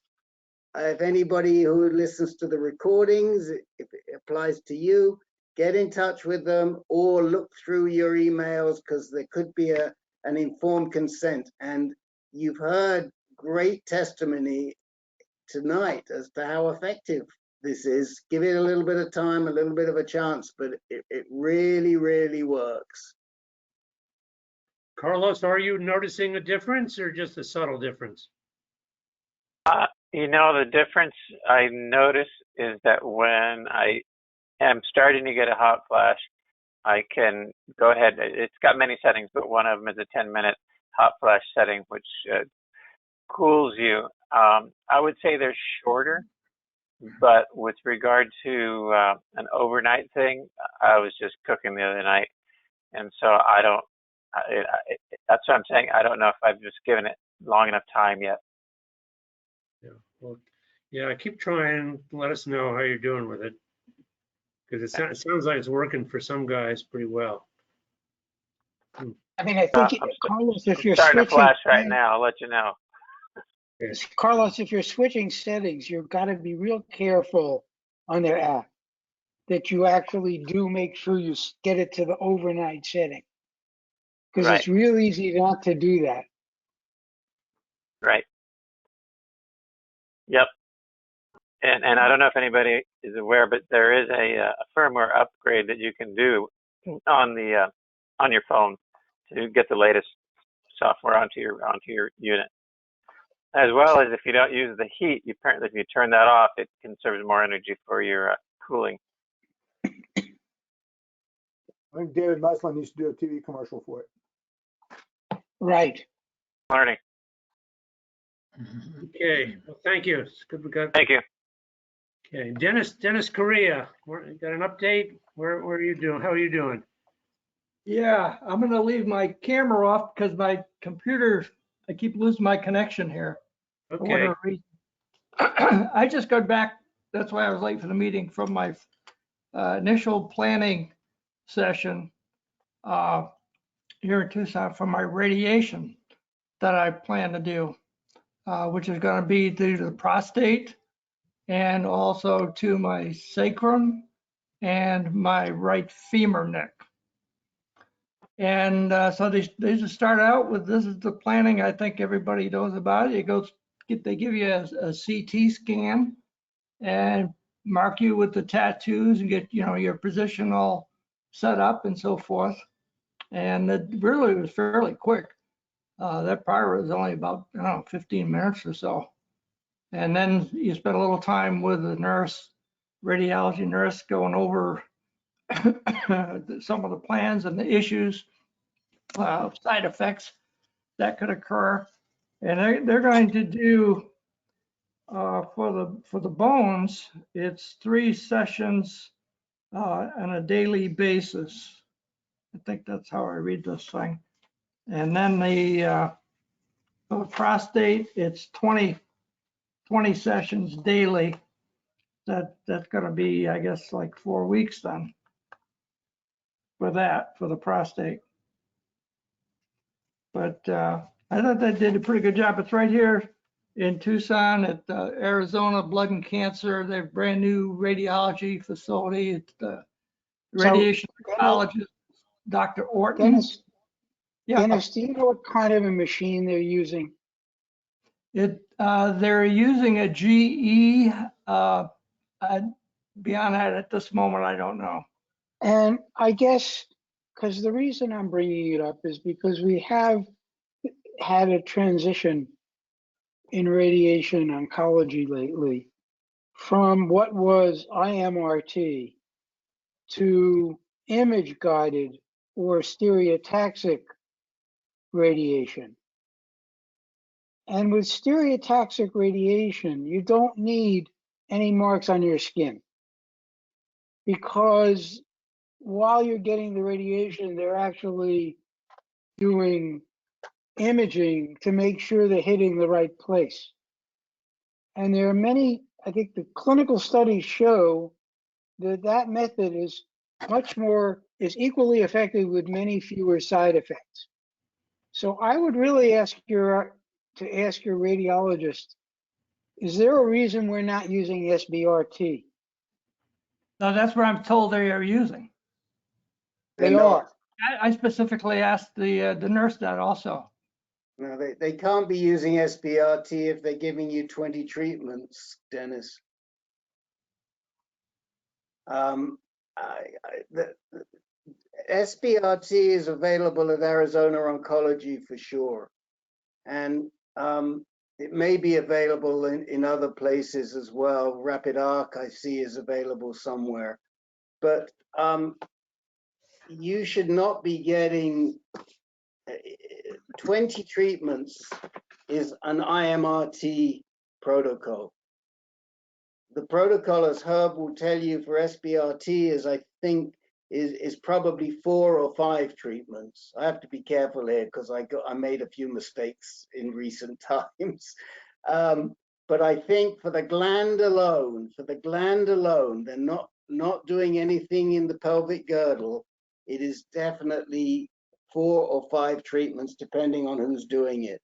So, and as Herb says, it should be guided.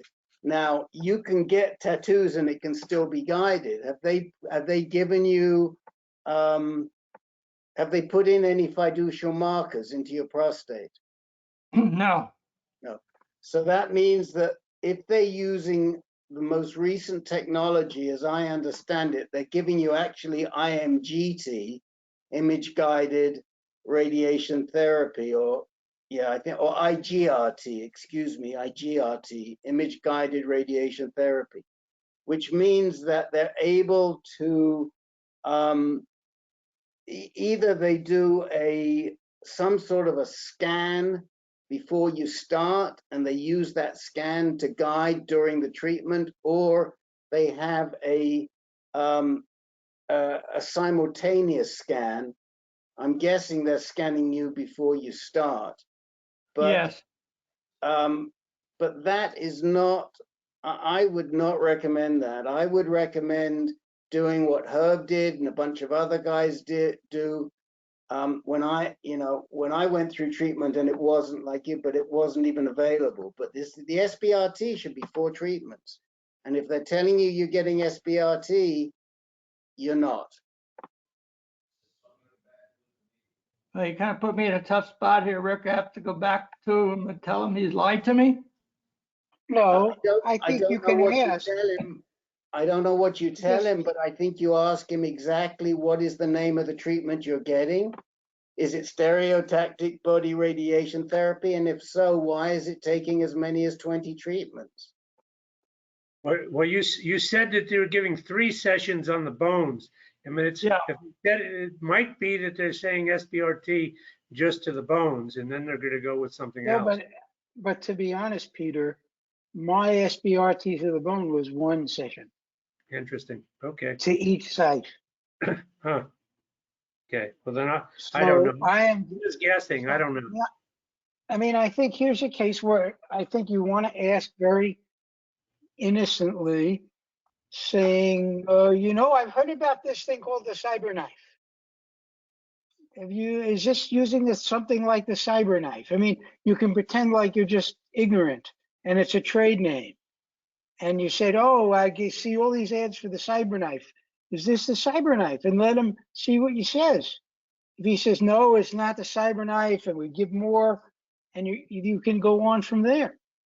But I would definitely not hold back. I would not want to see you get more radiation than you need. Because the more sessions through this other methods, it's been shown that there's much more outside damage to other places.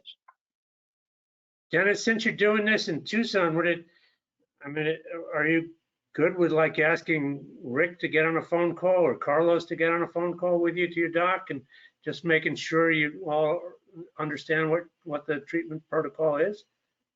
Well, I'll call him back and find out what's going on here. He did mention, one of my notes I took during our first consult with him last Friday, a VMAT technology. Does that sound familiar?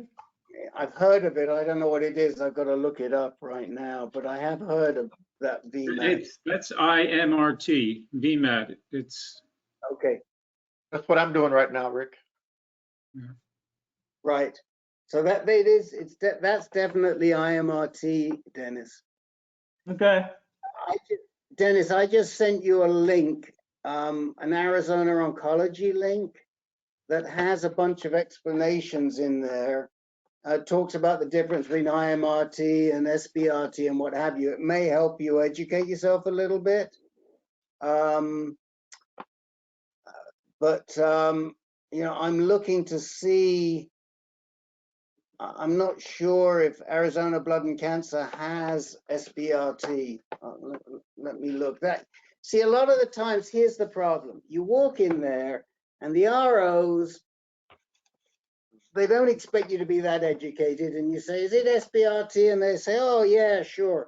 But because they don't have an SBRT machine and they want to get your business because it's a big piece of business. I mean, I hate to be so cynical, but a lot of times that is the issue. And it's not that ethical. I don't know what to say. I mean, when I walked in for the consult, I was very impressed with Dr. Orton. He had researched, had my whole background. Like they must have talked to Parinder Singh at Mayo.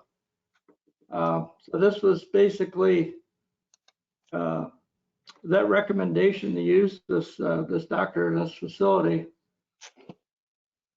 I don't know what to say to you. You know, I shouldn't, you know, I don't want to be questioning the doctor's ethics, but by the same time, if he told you you're getting SBRT and you're not, there's an issue there. So, you know, he's going to say, well, there was a misunderstanding in communication. I guarantee that.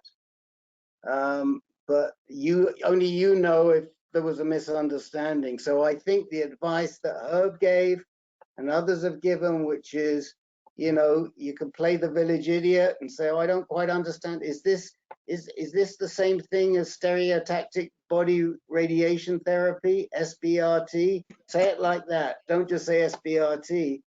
You know, are you sure it's the same thing? Or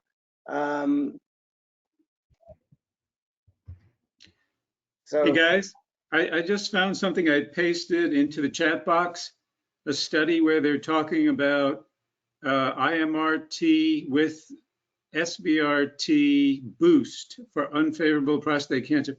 So who knows? Maybe he is getting both. No, that's something, I think that's something completely different, Len. I think that's a red herring. I think that is talking about the type of treatment that, say, George Rovda is looking at right now. It's actually going to be a helpful, and I suspect that's actually the study from his doctor, Sean Collins. But that is not that's something very different to what Dennis is looking at, which is straight treatment of the gland. I just did a search for SBRT sites in the US, and there are 2 places in Tucson that seem to have the equipment. One is St. Joseph's Carondelet. Carondelet, yeah. Yeah. Right. And the other is University Medical Center. Yeah, but that's not complete, because I just found it says that Arizona Oncology has it too. Oh, it does. Okay, so this is probably an old one. Yeah, I mean, I think you've got to look in a different way. You probably got to search SBRT Tucson. But I'm just trying to see if Arizona Blood and what are they called? Arizona Blood and Cancer, is it? Arizona Blood and Cancer. Yeah.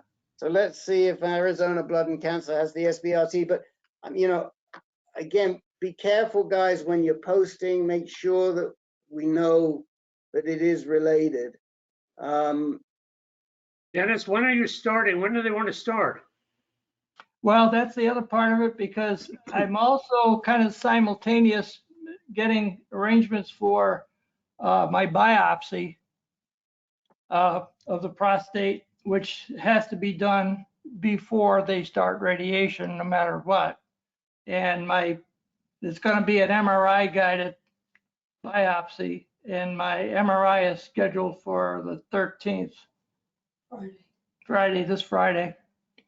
And then I'll find out from after that when he's actually can get the biopsy completed. Okay. But anyway, Yeah, you want to use these questions this week then. See if you can nail this down and get some answers. It doesn't say, it's not clear as to whether it has the equipment or not. They have on their website, Arizona Blood and Cancer Specialists do have SBRT, but it just explains what it is. It doesn't say that they have the machine. So I think you're just going to ask them, do they have an SBRT machine?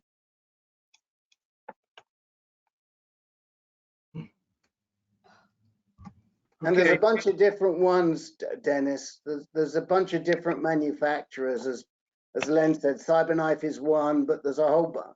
Maybe some of the other guys can give you some of the other names. I can't tell you off the top of my head. You know, radiation's not my strong suit. Well, you got homework to do, Dennis. So I'd suggest calling them up and get some answers so that you know what's going on and you can kind of report back in before it starts going. Yeah. Well, I got time here anyway, because we're getting this biopsy done and the sequencing done. Dennis, just fill me in, sorry, because I was looking for you said about the biopsy that they're going to do the biopsy based on what? The Axiom scan? No, the UCLA. Oh, right. Okay. The results from that were gone over with Dr. Singh, and he said, you know, the prostate, we could probably take that down. The other thing that came out of the UCLA thing is that I am most likely now oligometastatic as a result of that. So that means that the prostate radiation to reduce go after the primary tumor does make a lot more sense, because that's in connection with the trials that have been done that showed that. Right. And So then in other words, you've gone from being metastatic to oligometastatic. We've reduced your disease burden. yes, Correct? yes. Yeah. Okay. Well, that's great. I mean, if that To me, that was the big thing here that made the Well, decision to go ahead with this. okay, so I did a search here, and they seem to have at Arizona Blood and Cancer something called a variant edge system. So that looks to me like an SBRT, a different manufacturer. So I Right. think you could ask them if you're getting the variant edge at your, and it's, it seems to me, I'm looking, they have 2 radiation oncologists listed. At least which one is yours? Orton. He's at Right, the Orton is, yeah, right. Andrew. Andrew Orton seems to have a variant edge system available to him, and I wonder, you can ask him, is that the machine I'm getting? Okay. and if it is, Variant edge system, is that a brand name from like the manufacturer or? Yes, Variant is the manufacturer, and Edge is the type of system, is the name of the system. It's a trade name. Available, whether is it available to him, right? right, and No, it's available at his institution. Is that what he's using? Yeah. and if he's using that, why are you getting 20 sessions? Yeah. Because normally, if it's an SBRT, and Herb, you're sure that's an SBRT machine? It's pretty sure. I mean, as I'm reading as we're talking, Okay, and it well, seems to we be. need to be sure, because if that variant, I seem to think it is 2, but we need to be 100% sure that Yeah, given what I'm reading, I would say yes. Rick, this is Joe. I can tell you, I don't know a whole lot about it, but the SBRT that is used at Fox Chase, they both have the CyberKnife and the Varian Trilogy. That's their SBRT machines. So Varian is probably correct for SBRT. Well, yeah, I've got a feeling that Variant has many different kinds of machines. I did IMRT with a Variant. So look, I'm reading here off of a page from a cancer center and it says that the Edge is a variant edge system, provides the latest technology for SBRT. Good. Okay. So I was just going to say, I was treated on a Halcyon machine, and I had five treatments, and it took a couple of debates with the staff there and my doctors to figure out if it was SBRT or not. And it came down to kind of what Rick was saying. It's how they code things into their system and how they're getting reimbursed. So they were a little hesitant on calling it SBRT, but they finally said, you're getting SBRT. That's what it is. Okay. How many treatments did you have, Jim? I had 5 for the prostate only. Right. And they came back and didn't want to do another treatment on my vertebrae because he felt there was too much integrity in that bone and he didn't want to mess with it. Right. So I think the bottom line here, Dennis, is that if you're getting 4 or 5 treatments, no matter what they call it, it's some sort of SBRT. If you're getting 20 treatments, no matter what they call it, it's not SBRT. So however they code it, and I get nervous about us looking quickly at websites and doing on the spot. I think it's for you to determine. Only you're your best advocate, and you've just got to make sure that if you want SBRT, they're only going to shoot it 4 or 5 times. And then as far as the bone is concerned, if it's IMRT, how many spots are they shooting at? On 2 bone. So if there's 2 bone spots, it should be from my experience, it's usually around 5 treatments. Could be more, could be as many as 10 if it's IMRT, and if it's SBRT, maybe 1 or 2 treatments. So is the amount of radiation per session higher with the 5 Yes. treatments? Yes. Yes, So in it's- other words, generally you're getting around 35 to 40 gray at the prostate, divided up by whatever like they divide it. So if you have 40 sessions, they're giving you 2 gray per session. And then in the SBRT, the general protocol is 7.5 gray per session. And the reason they can give you that much more is because it's so finely targeted that they're not hitting outside of the region that they want. Yeah, but it's not as simple as that. That's where I got caught up last week, Dennis, with Herb with Alanidel, because they're different types of beam. Yes. And you can't just straight add them together. And I don't know that the IMRT grays are the same as the SBRT grays. So yes, you can say you're getting 7 SBRT grays per session, but what I've learned is, and I knew this before and I don't understand why, you can't just add them together. You can't say, well, I got 45 grays to my pelvic girdle, and I got 35 grays of SBRT, and so that's the total of 75. That doesn't work. And Alan Edel will have to explain why, but that was the mistake I made with George Rogda, and I acknowledged it. So, gotta be careful. Dennis, I suggest you get a written plan from these guys. So you have something to look at and something to consult with us about, so that we know. Great idea, Peter. Huh? Brilliant. Yeah. Okay, guys, I think I've got enough info here to do some work, and I got to make a phone call. Okay. Okay, let's Dennis, finish up with Julian. Hold on. Dennis, would you call me later in the week and tell me how this sorts itself out, please? Sure. Thanks. I would just add something that I picked up here. Email them the questions that you want to discuss in your next appointment, and that seems to get people on a heightened level of attention. Yes. That's been really helpful for me, just to let you know. Yes. Thank you. Put things in writing both ways.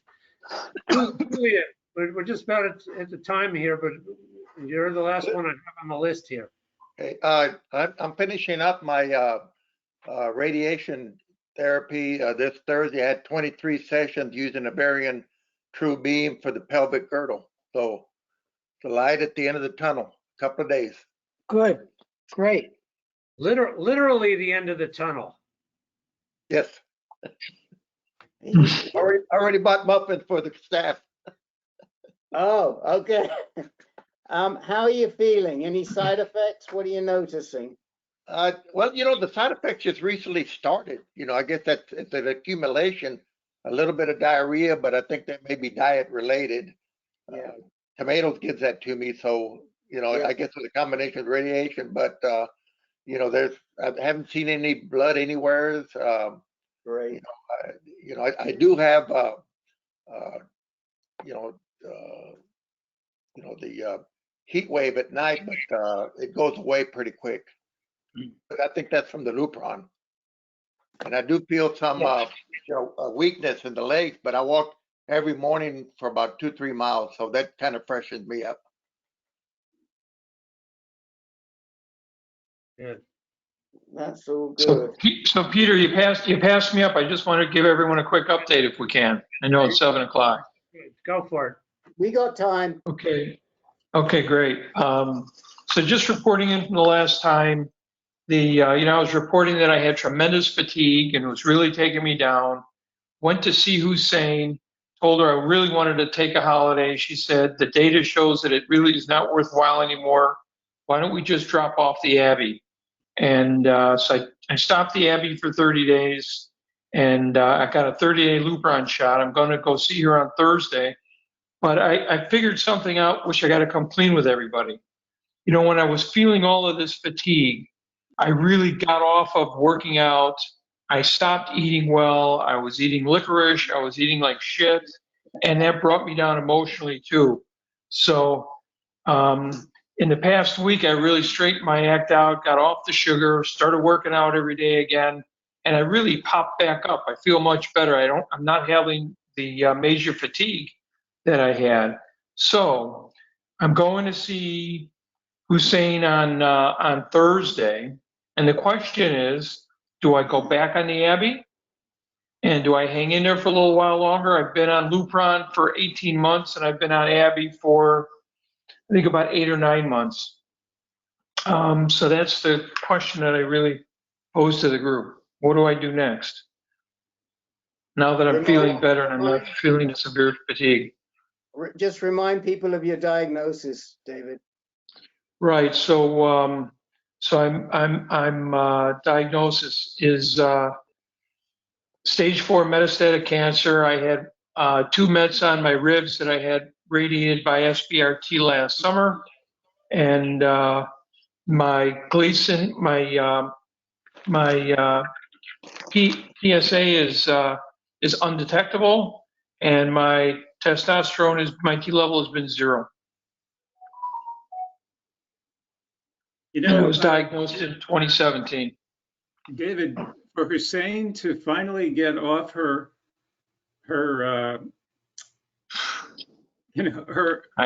warpath against intermittent therapy, and to suggest it for you, at least to drop the Abbey, that's amazing to me, first of all.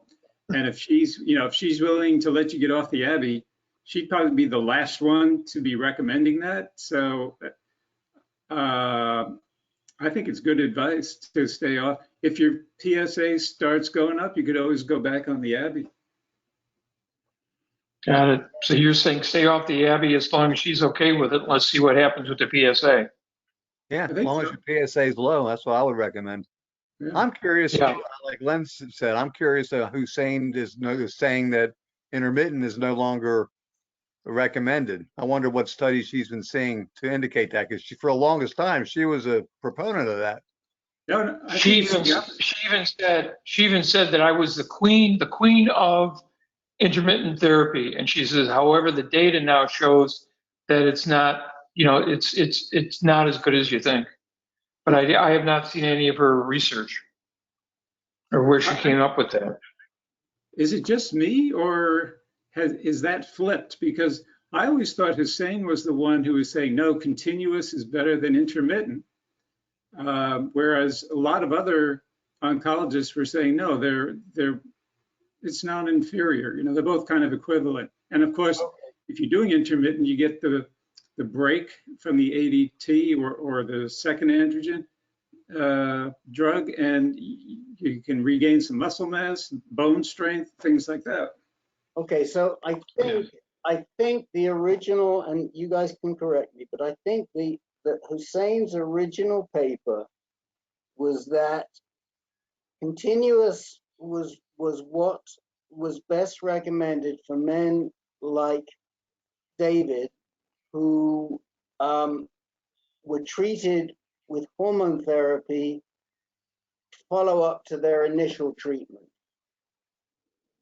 But if you were diagnosed from the offset needing hormone therapy, ADT, plus radiation, then you were a candidate for intermittent. So in other words, somebody like myself, if my disease came back, God forbid, I would be a candidate for intermittent. But somebody who was diagnosed originally and their disease came back is not a candidate for intermittent. How, if you are diagnosed de novo metastatic, it's not clear to me where she stood. So I have a couple of questions for her. I would say to her, look, what about monotherapy abiraterone without doing any hormone therapy? How do you feel about that? That would be one question. Second question, what about a holiday? Now, I mean, we've had a bunch of guys here who have done follow-up treatment and who have taken holidays. So she's probably going to say, no, I don't think you should take a holiday. So, I mean, those are two issues. I'll see what else I can think of. Anybody else want to comment on this? What about some of you guys who have gone on holidays? David, I'd like to comment on it quickly because I had an unusual experience that just changed my protocol. I asked my doc, whether I could take a holiday because I've taken 3 of them over the past 7 years, and I'm not afraid of it. And he said, no. So I switched to Orgovyx from Lupron. I had a 30-day Lupron shot, and then I switched a month ago to Orgovyx. And I had a drug reaction to it this past month. It didn't explain it in the Orgovyx printout, but in the information I got from the pharmacy, the compounding pharmacy, they said signs of an allergic reaction like rash, hives, itching, red, swollen, blistered, peeling skin, or without fever, go see a doctor. So that's what I had. And my doc said, okay, get off of it. Just stop it, which I've done, and the rash is cleared up. So now I'm on monotherapy darolutamide, and I'm willing to just monitor it and see where it goes. I mean, that's what Len is on too. And as long as I'm doing blood tests every month and keeping an eye on things, I'm willing to take the risk and see, because we're all so different. We all have very different sensibilities and sensitivities to these drugs. They're powerful drugs, and sometimes they knock us out, energy-wise. Sometimes, in my situation, I got knocked out with a reaction. But we all have different sensitivities, and the doctor's doing the best they can, but they don't have a one-size-fits-all answer for us. So if we take it month by month, keep an eye. I mean, I don't think there's a great danger. Yeah, so she said no to the drug holiday. I asked her before about what about if I go on monotherapy with darolutamide? And she says darolutamide only works if you are castrate resistant. You are not castrate resistant, you're castrate sensitive. So I can't put you on darolutamide. And she's very strict. I'm castrate sensitive too. Don't give her my name, but I am too. Yeah, look. And I even said I've got a. Go ahead. David, it's not that it doesn't work. It's that is what the approval was. It worked, right. But it wasn't the approval. Now, some docs like Schultz and Dr. O for Len are willing to give it to you, and they can get it to you. She's not. Yeah. My suggestion to you, because it's been a constant friction and tug with Hussein, is I think I would go get a consult with Shmulewicz at U of C. John Ivory, are you still with us? Yes. I'm still here. Didn't you see Shmulewicz one time before? Yeah, I saw him a few times, and then my insurance changed and I couldn't see him. Really smart guy. He's kind of shy, but I thought he really knew his stuff. And I also wonder, though, if it might be a payment issue, if she thinks she can't give it to you because the payment won't be approved because it's not indicated for that condition. Say that last thing. If it wasn't approved for his condition, it might be impossible to get paid by the insurance company. Well, yeah, but you see, the thing is that Peter's gotten it and Len's gotten it, and they. Yeah, I'm just wondering if that might be her reasoning. Maybe it's not. Yeah, I mean, it could be. I mean, I think it's more that's not what it was approved for, so I'm not giving it you, as opposed to it's not what it was approved for, but let's try it. And I think where she's coming from, Rick. And I think, David, that we've heard good things about Shmulewicz from other people other than John, but I mean, that was like a setup there. That was, I teed it up for him because I knew he was going to give Shmulewitz a good report because we've talked about it before. So I think it's time. I think you've got to go down and maybe Shmulewitz will say, I'm not going to give it to you, but maybe he won't. And I think that as a second line, I mean, we don't have Alicia anymore. John is going to, John, have you seen Van der Weyler yet or not? No, I think I will in the next couple of weeks if I remember. But you know, the problem is that his hands are tied when his boss is Hussein. That was the same thing. I don't think so. I don't think so because Morgan's asked me if I wanted to try darolutamide and said it would be hard to get it approved, and then I decided I didn't want to go through that right now. Okay, so you know, so that, but the other thing for you is it's going to be hard for you to switch from Hussein to Van der Weyler. That's going to be really tough. So I mean, John's doing it because Morgan's left, but he didn't have Hussein, and frankly. You know, we've had some discussions about this recently in a different context, and I have no problem saying what I would do. And I have to say, even, you know, if it were AnCan, we would not send someone to Hussein. Difficult. We knew she was difficult at Michigan. We didn't send people to her at Michigan for the same reason. And you know, some people might like her. They can say they like her. If it were me, I wouldn't go, and I would say that. Would I go to Shmulewitz? Yeah. Would I go to Walter Stadler down there? Yeah, I would go to Walter Stadler. I don't think Walter Stadler is quite as forward thinking or as much on the cutting edge as Shmulewitz. And also, you know, I know it's a schlep for you. You got to go down to the. You got to down to Hyde Park. You can't go to these fancy places in the Loop or wherever they are. I'm okay. The place is pretty fancy. It's not the neighborhood. But I will say that I didn't know how to pronounce it before you said it. Is Van der Weyler? Yeah. He actually trained at University of Chicago, so I'm guessing that he will be similar to, I'll find out, but I have a feeling he'll be similar to Shmulewitz. Okay, and look, Bruce Bocham's busily posting, he's still with us. Bruce, tell him what you posted. Yeah, I'm actually shopping for an oncologist, and I'll be seeing Vander Weel tomorrow. I got a 140 with him. It'll be my first appointment. And then I've got an appointment with Shmulewitz by the end of the month.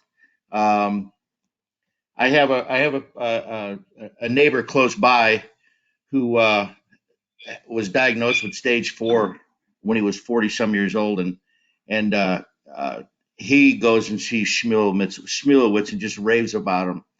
I tried to get him on the call several times. His wife said he just hates technology. He just went there last week for a sphincter for his whatever. I don't know what it was, but anyway, I'm really trying to get him on a call. But I see Vander Weel tomorrow, so on the next call, I'll give you an update what I thought, and then you know, like I said, I'll see Shmulewitz by the end of the month. I had Stadler's schedule, but after talking to a neighbor in the area, he just him and his wife just raved about Shmulewitz, just absolutely raved about him. So I'm switching over to that to go see him instead of Stadler. Okay, well, let us know. Let us know next week how it goes. I will. Yeah. So just putting the doctor situation to aside, from what everybody knows in the group, am I better off to stay on the Lupron and leave the Abby alone and see what happens, or what do I do? I mean, just putting the doctor thing aside for now, the Hussein situation. David, did you say your testosterone was 0? On Yes. Lupron alone? So I'm not sure. Lupron and what? And Lupron and the Abby. How Right. often do you test your blood? I tested my blood 30 days ago, and I did another test today, so I'll have it when I go see her on Thursday. Okay, well, if you keep on top of it, I mean, it's a good toss-up. I don't know what the answer is. I mean, only you could figure that one out. But if you want to go off, you just got to watch really carefully. If you want to watch for small incremental changes and how fast it doubles if things start going south. Right. Okay. Stay off the licorice, Dave. If it was me, What's that? Dave, I would stick with whatever's working for you right now. I'd stick with just the Lupron for the time being and then worry about adding something else later on. Right. That was me. Okay. Have you ever had Lupron alone before adding Abby? Yes, I did. Did you have to add Abby because you stopped having Lupron be effective and your PSA started rising? No, she wanted me to go on abiraterone just for the extra security and extra insurance. Oh. That was her reasoning.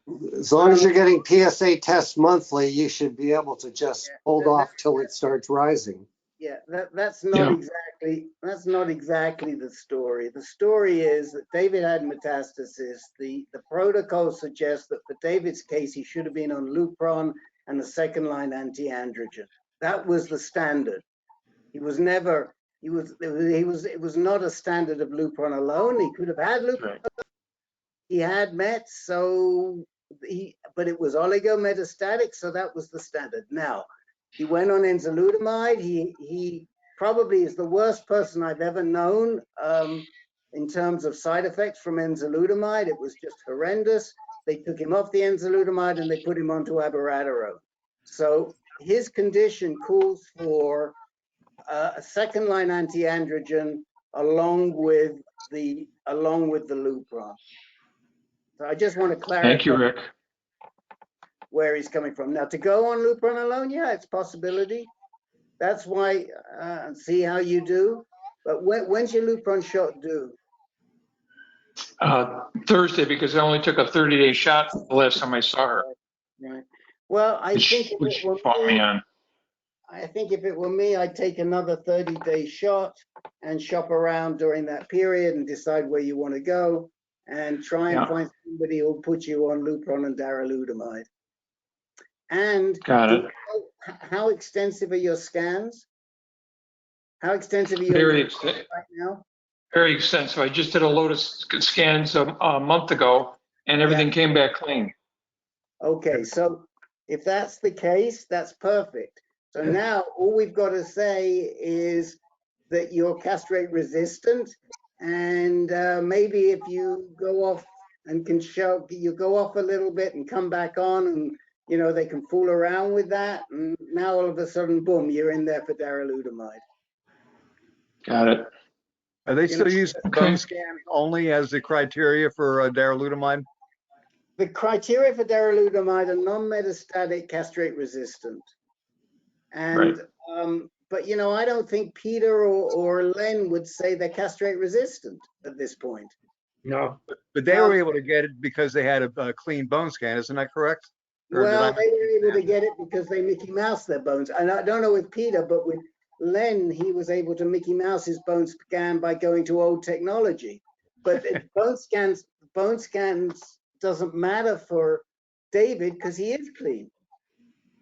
It shows clean. That's what he just told us. So we're good. He's non-metastatic. We're good. Now all we got to do is figure out how can we get him, even though Peter doesn't think he's castrate resistant and Len doesn't think he's castrate resistant, we got to get a doc who thinks the same way as Schultz or Dr. O, right, Peter? Yes. Yep. Okay. Good discussion, guys. Sylvester, I've been aware of you the whole evening when you joined. Do you have anything you want to bring up tonight? No, thank you, and I apologize for coming late. It's okay. It's okay. We're very much aware of you here. And Brian, thanks for hanging in there. Did you have anything you wanted to mention tonight? Not this week, but thank you. Okay. Well, Thanks, everybody, for hanging in there tonight. It was amazing, varied discussion. There was some unexpected stuff. A lot of things came up. I don't think even those that were bringing it up had anticipated. So it was good. I'm gonna go have some liquor now. Bob, which Bob are you? You're muted. Bob Smith from Hawaii. Oh, Bob from the Big Island. You were very helpful. Yes, thank you, Peter. How are you doing? I'm on Abby. I guess that's the abbreviation. And my first couple monthly PSAs went up significantly, and then this last one went down from 5.22 to 4.65. I've got 6 suspected bone mets. There's only one of them that the radiologist was sure of, and I'm feeling okay. I've been on the mainland. I had a bad bicycle accident. So I'm feeling better now and actually riding again and swimming. So for the moment, at least, I'm doing okay. I did get a consult on your recommendation from Andrea Hartstart. Yeah, did you get it? Yes. Yeah, she was very thorough. She ended up agreeing with my Kaiser oncologist for the moment, at least. We'll see. She did invite me to come back if I wished, and I think I might do that at some point. Okay. She is a Kaiser oncologist. She's also Jeff's oncologist. But you're saying she agreed with your... This is perfect, because now you have her in your team. That's what you need. You've got a specialty person, so you can always be going back to her. And really, she's the one that you want running your case, if you can get that. And use your local guy if you've got to get something sorted, another Lupron shot or something like that, Bob. Is your local guy on Oahu, or do you have somebody in the Big Island? Well, it turns out, not counting Harstark, that I had 2 local guys, and because Kona apparently has so many cancer cases that they couldn't handle it, so they brought in another onc to help out from Maui, Dr. Pollock. You may know, Peter. I have mixed feelings about Dr. Pollock, but that's another story. We can talk later. But he's a pretty young guy, a little bit arrogant. Yeah, I haven't found him to be that way, but appreciate the comment. Hey, look at Bob. As far as Hartstart goes, I have never met her, but she's been working with me for 2 years. All of my medicine is now coming from her, even though I've never met her. My urologist is totally out of the picture now. And this is the way Kaiser does it when you move to GU oncologists. But I'm not sure if you can do that, but you should try to attempt to do that, because there's no reason you actually have to see her, or anybody has to really see their GU oncologist, because they need to see your test and your results and what's going on, and then they can do video calls. That's what I've done with her. Guys, we've got to stop, because we've got another meeting in this room in 5 minutes. Bob, come on back. I'm sorry to cut you off and that we didn't get you, but maybe Peter will be in touch with you. I'll give you a call. And Bob, we've got another guy who was on this call earlier on before, who's just recovering. He was in that Iowa race last week, and he fractured 3 ribs, and he broke his wrist, and I don't know what else he did. So he's also recovering from a bicycle accident. We could have a discussion about bicycle accidents next time, but Don left already. I had a broken sternum, a broken rib, concussion. Yeah, it was a little miserable. You guys oh, can compare. You can compare wounds, vessel good. injuries. Look forward Yeah. to that. Okay. All right. We'll make sure it happens. Good night, everybody. Good night.